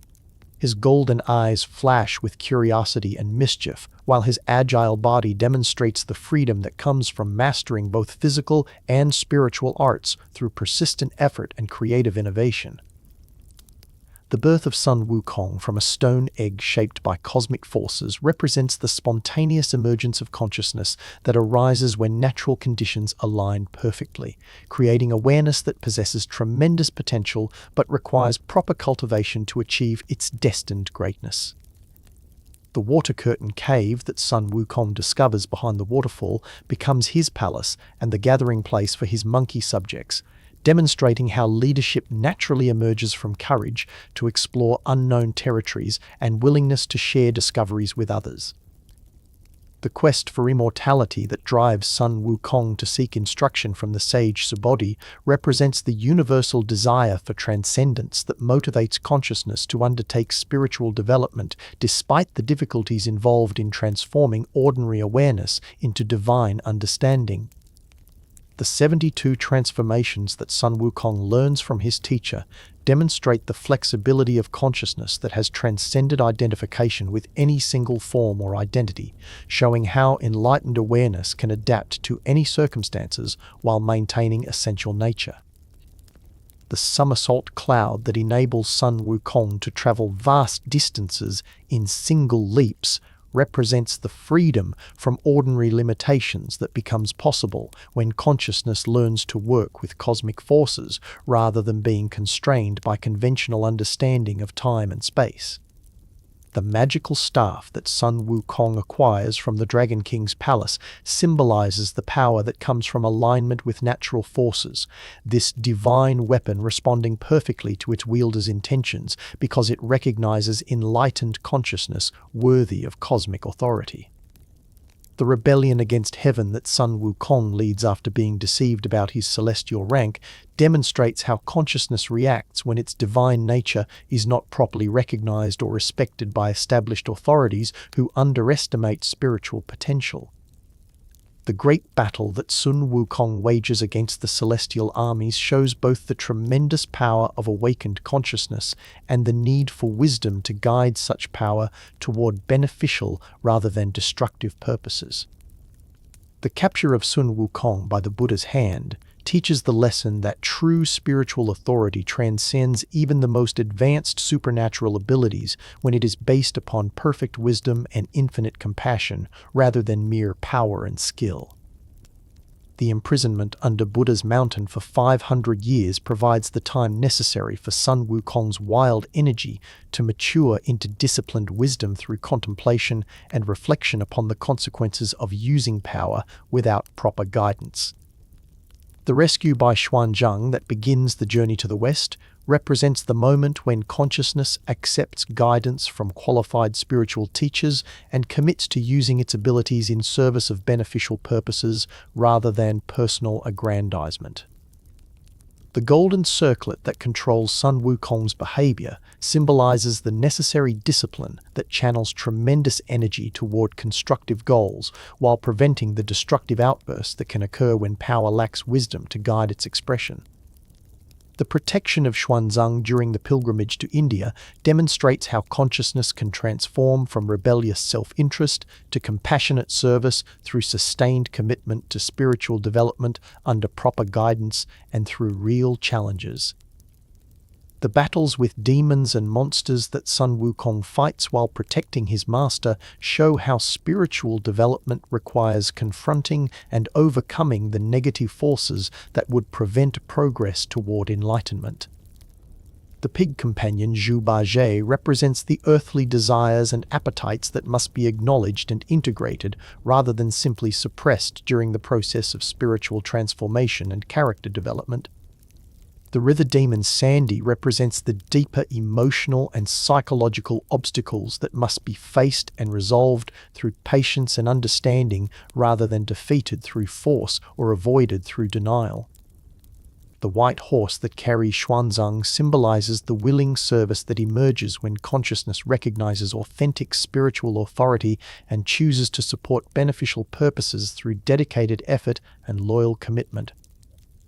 The scriptures that the pilgrims seek in India represent the wisdom teachings that can guide consciousness toward liberation, but which must be actively pursued through difficult journeys rather than passively received without effort.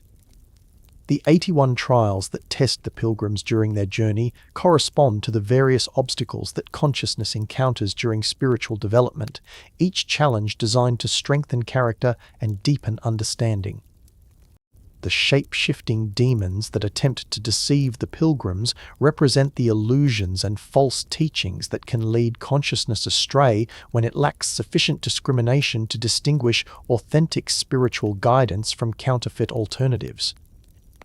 The helpful deities who occasionally assist the pilgrims demonstrate how divine support becomes available to consciousness that is genuinely committed to spiritual development and willing to persist through difficulties without abandoning the path. The magical weapons and protective items that the pilgrims acquire represent the spiritual tools and inner qualities that develop naturally through sustained practice and dedication to transformation rather than remaining at superficial levels of understanding. The lessons in humility that Sun Wukong learns through his mistakes teach how even the most gifted consciousness must develop genuine respect for wisdom and willingness to accept guidance from those who have achieved greater realization. The moments of pride and rebellion that periodically resurface in Sun Wukong's behavior show how spiritual development involves ongoing work rather than a single transformation, requiring continuous vigilance against ego inflation and self-importance. The compassion that gradually develops in Sun Wukong through protecting innocent beings demonstrates how genuine spiritual advancement always includes growing concern for the welfare of others rather than remaining focused solely on personal achievement. The wisdom that Sun Wukong acquires through experiencing the consequences of his choices shows how consciousness learns through direct experience more effectively than through abstract instruction alone. The final achievement of Buddhahood that Sun Wukong attains at the journey's end demonstrates how sustained spiritual effort, guided by authentic teaching, can transform even the most rebellious consciousness into enlightened wisdom. The teaching function that Sun Wukong then assumes shows how genuine spiritual achievement naturally expresses itself through service to other beings who are struggling with the same challenges that were overcome through patient effort and proper guidance. The integration of power and wisdom that Sun Wukong finally achieves represents the goal of all spiritual development, the ability to serve effectively while remaining free from ego attachment and personal ambition. The humor and playfulness that Sun Wukong retains even after enlightenment demonstrate how authentic spirituality includes joy and spontaneity rather than becoming grim or rigid through excessive seriousness about spiritual progress. The loyalty that Sun Wukong maintains toward his teacher and companions shows how genuine wisdom includes gratitude and continued connection to those who provided support during the challenging process of transformation. The protection that the enlightened Sun Wukong offers to sincere spiritual seekers demonstrates how those who have achieved realization naturally become resources for others following similar paths toward liberation and understanding. The artistic representations of Sun Wukong throughout Chinese culture preserve his story as both entertainment and spiritual instruction, showing how profound teachings can be transmitted through engaging narratives that appeal to audiences of all ages. The modern relevance that Sun Wukong maintains demonstrates how the archetypal journey from rebellious self-interest to enlightened service remains applicable to contemporary challenges of spiritual development and character transformation. The psychological insights that Sun Wukong's story provides about the nature of mind and the process of spiritual maturation offer practical guidance for anyone seeking to transform destructive patterns into beneficial capabilities through proper understanding and sustained effort. The hope that Sun Wukong's example provides shows how consciousness can overcome any limitations and achieve the highest spiritual goals when it accepts guidance, perseveres through difficulties, and maintains commitment to beneficial purposes rather than selfish objectives. As Sun Wukong settles into his eternal role as the enlightened protector whose transformation from rebellious trickster to compassionate sage demonstrates the possibility of spiritual achievement for any consciousness willing to undertake the necessary work, we can rest in the knowledge that no limitations are permanent obstacles to awakening. Under Sun Wukong's guidance, every moment of rebellious energy becomes potential fuel for spiritual transformation when properly channeled. Every recognition of the need for guidance becomes wisdom that accelerates development. Every act of service to others becomes practice that deepens enlightenment and strengthens compassion. The Monkey King's laughter echoes across the celestial realms as he returns to his eternal play that serves enlightenment. From the creative forces that shape reality through the dynamic interplay of complementary opposites, another presence approaches. This is the eternal dance of yin and yang, the cosmic principles whose harmony maintains all existence through perfect balance. From the primordial void where all possibilities exist in perfect potential, the eternal dance begins. Yin and yang emerge not as separate forces but as complementary aspects of the single cosmic principle that creates and sustains all existence through dynamic balance. These sacred energies move in perpetual harmony, each containing the seed of the other, while maintaining the creative tension that generates the endless diversity of manifestation. Yin appears as the receptive principle, the dark coolness of valleys where mist gathers and waters flow toward their natural destinations. She embodies the feminine aspect of cosmic energy that receives, nurtures, and transforms through patient cultivation and gentle persistence that overcomes obstacles through yielding strength. Yang emerges as the active principle, the bright warmth of mountain peaks where sunlight concentrates and winds carry seeds to distant growing places. He embodies the masculine aspect of cosmic energy that initiates, protects, and creates through focused intention and dynamic movement that achieves goals through directed effort. The symbol that represents their eternal relationship shows each principle containing a portion of its complement, demonstrating how apparent opposites actually depend upon each other for definition and function, creating unity through diversity rather than uniformity through domination.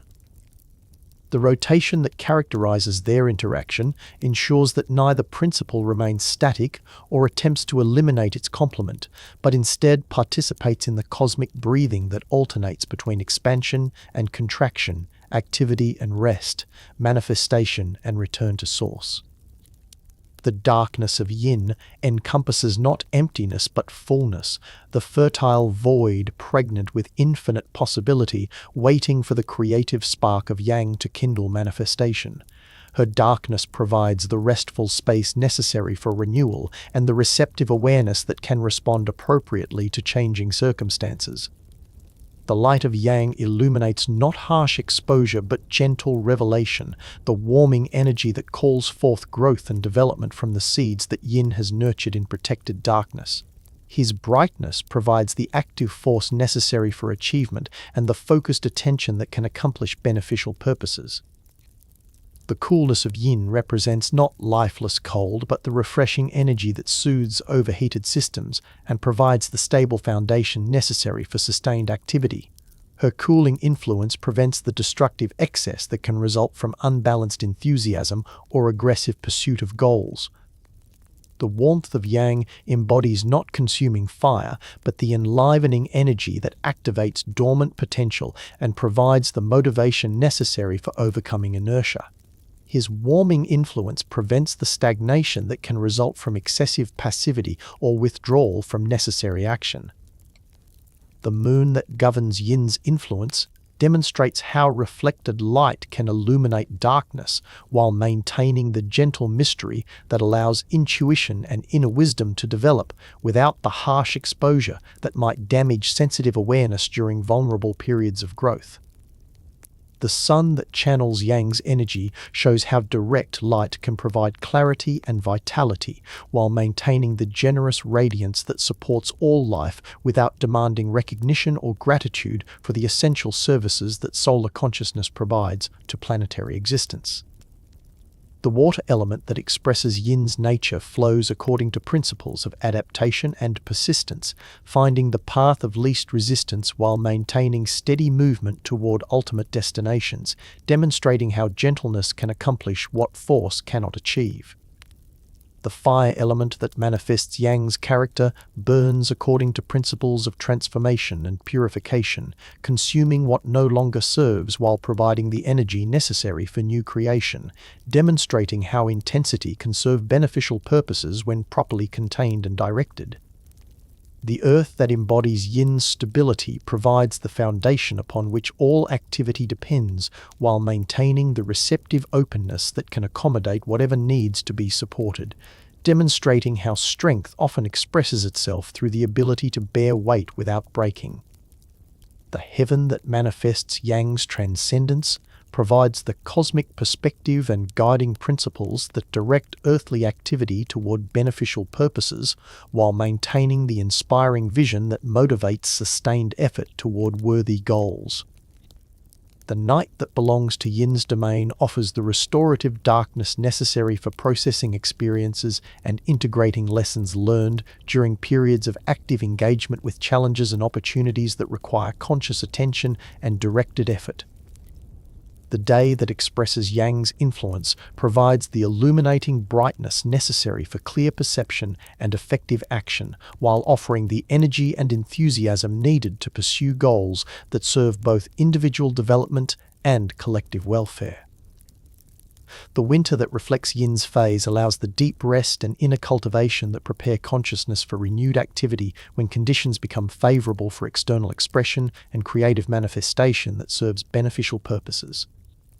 The summer that embodies Yang's season brings the full flowering and abundant expression that result from proper preparation and sustained effort, demonstrating how patient cultivation eventually produces visible results that justify the investment of time and energy.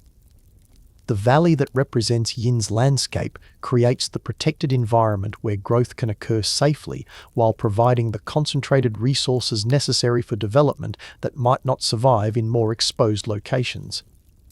The mountain that symbolizes Yang's terrain offers the elevated perspective and concentrated energy that enable consciousness to transcend ordinary limitations, while providing the inspiring example that motivates others towards similar achievement. The breath that flows according to yin and yang principles alternates between inhalation and exhalation in the cosmic respiratory system that connects individual consciousness to universal life force, demonstrating how personal vitality depends upon harmony with cosmic rhythms. The heartbeat that follows yin and yang patterns alternates between contraction and expansion in the cosmic circulatory system that maintains the flow of life energy throughout all existence, showing how individual health reflects universal harmony. The seasons that cycle through yin and yang phases create the natural rhythm that governs optimal timing for different activities, while teaching consciousness about the importance of working with rather than against cosmic patterns. The emotions that express yin and yang qualities range from receptive compassion to active enthusiasm, each serving essential functions in the complete spectrum of healthy psychological response to life circumstances that require different approaches.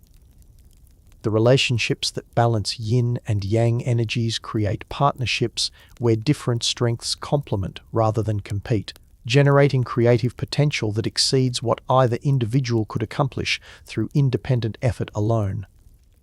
The healing practices that work with yin and yang principles restore balance by addressing deficiencies and excesses that cause illness when either principle becomes too dominant or too weak to maintain healthy interaction with its complement.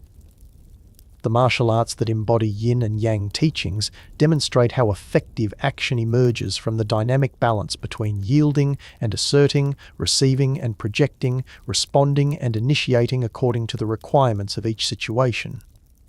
The artistic expressions that capture yin and yang harmony create beauty through the interplay of complementary elements that generate aesthetic pleasure through balanced composition rather than extreme contrasts that create tension without resolution.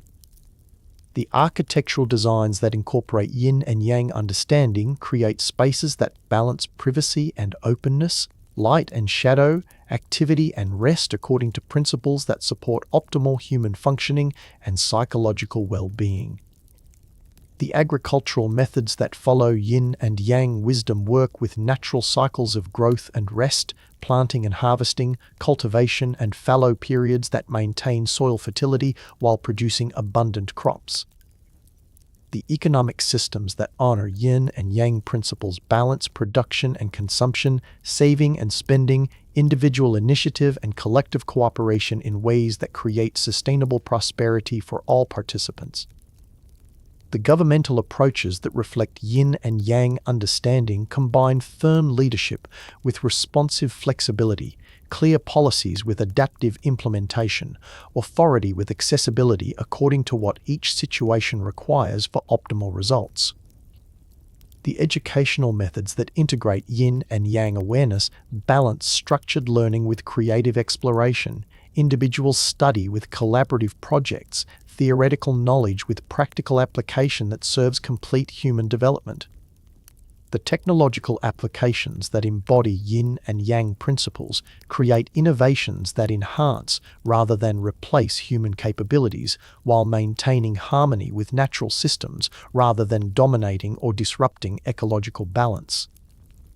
The spiritual practices that cultivate yin and yang harmony develop both receptive awareness and focused intention, contemplative peace and dynamic engagement, inner stillness and outer activity in balanced integration.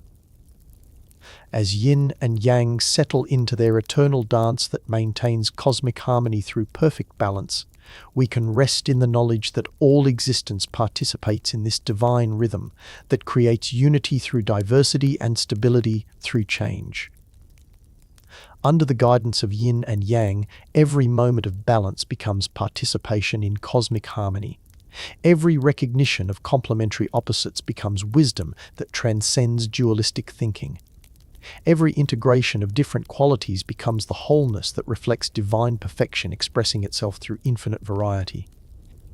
The cosmic dance continues its eternal rhythm as yin and yang return to their perpetual interplay. From all the realms we have visited, from dragons in the clouds to sages in mountain retreats, the collective wisdom of Chinese celestial harmony begins to converge for our final understanding of how heaven, earth, and humanity unite in the perfect order that maintains all existence.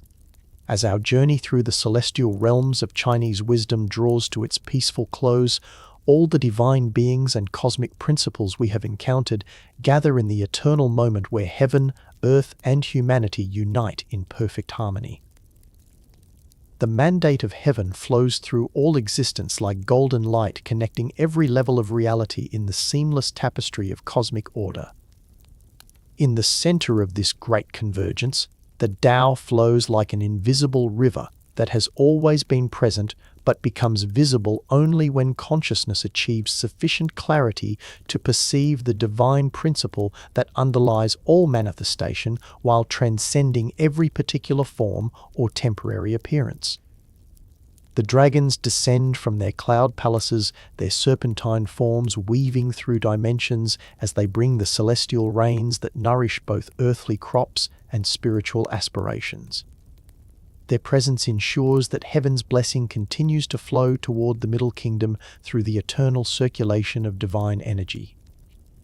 Shi Wangmu emerges from her mountain paradise, the Queen Mother's immortal radiance blessing all who have cultivated virtue sufficient to merit her attention. Her peach trees continue blooming in cosmic cycles that offer the possibility of transcendence to consciousness prepared through lifetimes of ethical development. Laozi materializes from the flowing essence of the Tao itself, his ancient wisdom demonstrating how individual consciousness can achieve perfect harmony with cosmic principles through the effortless action that arises spontaneously from alignment with natural law.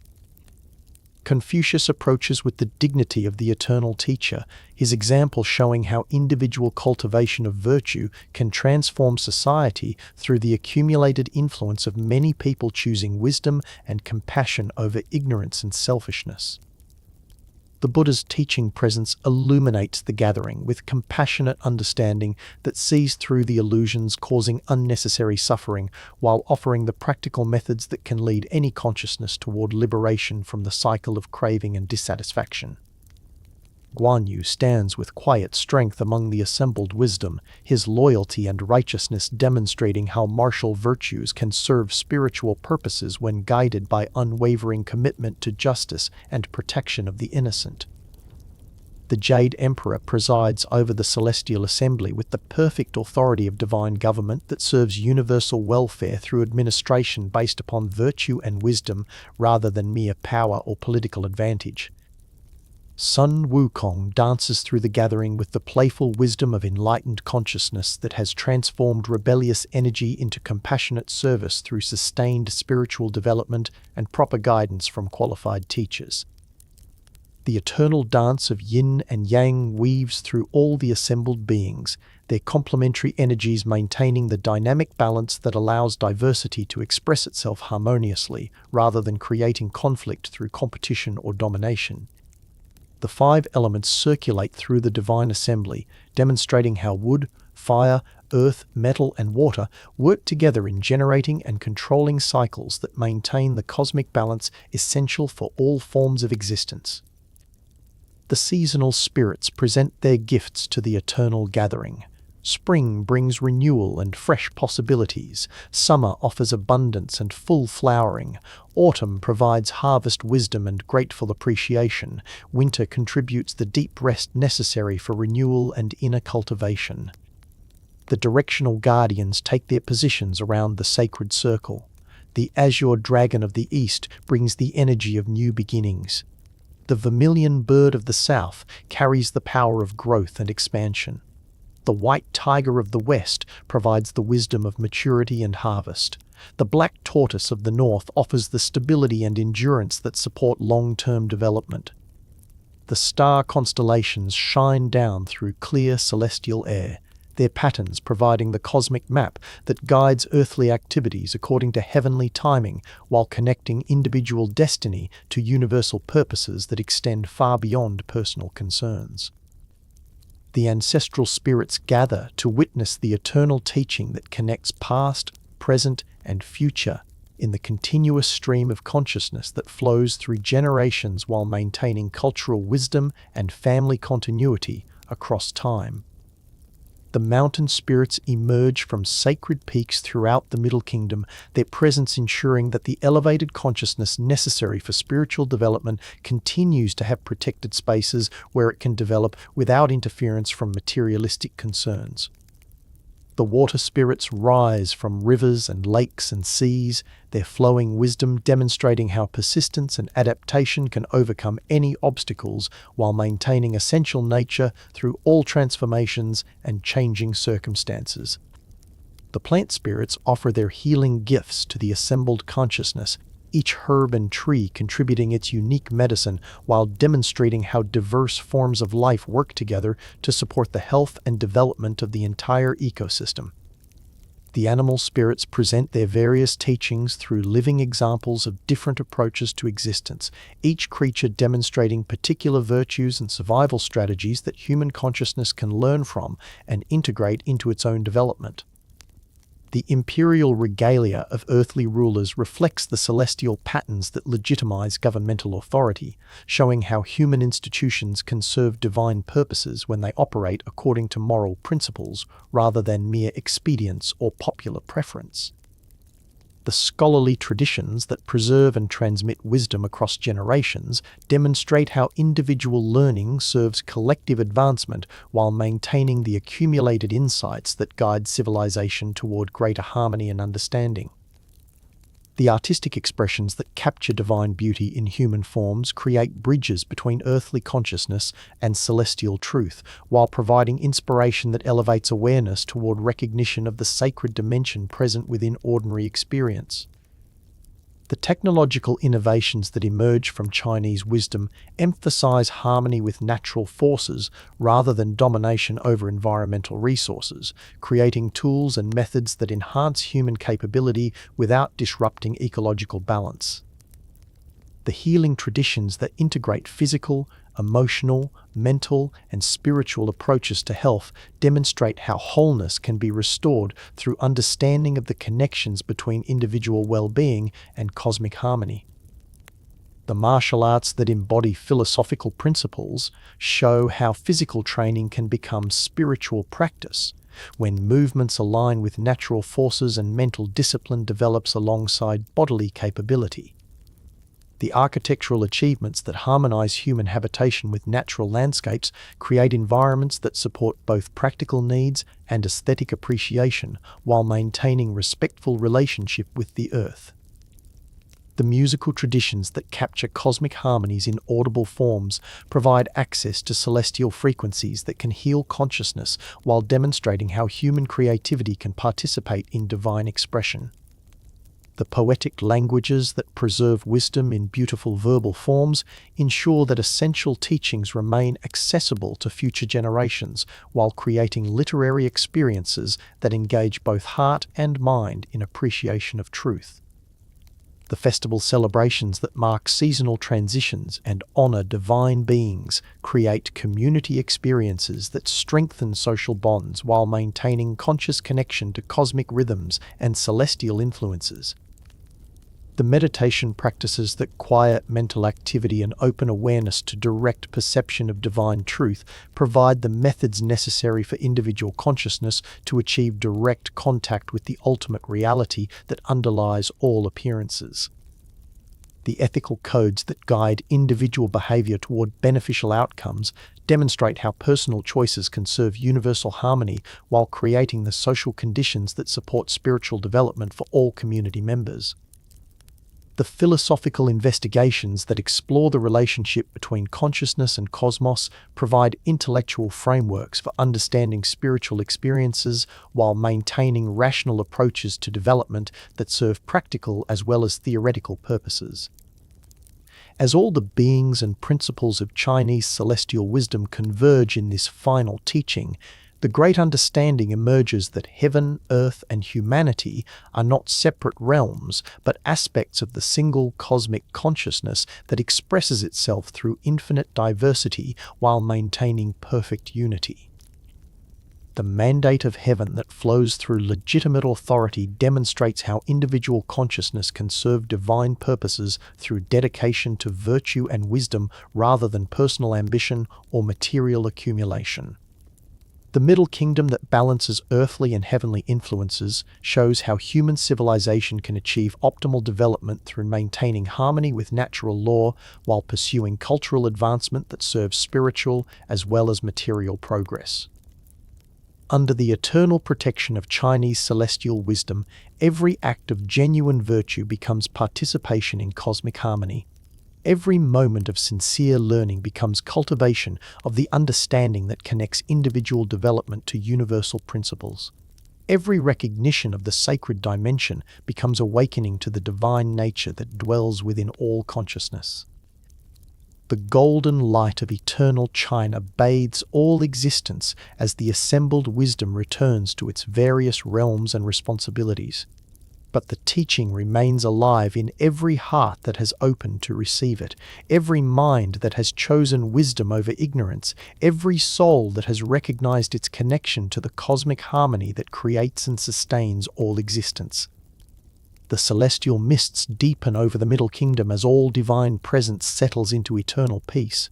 And in the gentle space between sleeping and waking, consciousness can rest in the profound understanding that heaven, earth, and humanity are forever united in the perfect harmony that is the Tao itself, flowing through all things while remaining forever beyond the grasp of those who would possess rather than serve its infinite wisdom. Sleep comes naturally now, blessed by dragons and immortals who have shared their deepest teachings through the sacred landscape of Chinese wisdom. In dreams, we may visit again the cloud palaces and mountain retreats where divine consciousness awaits all who approach the mystery of existence with reverence, patience, and the humble heart that recognizes the sacred presence dwelling within the eternal dance of cosmic harmony.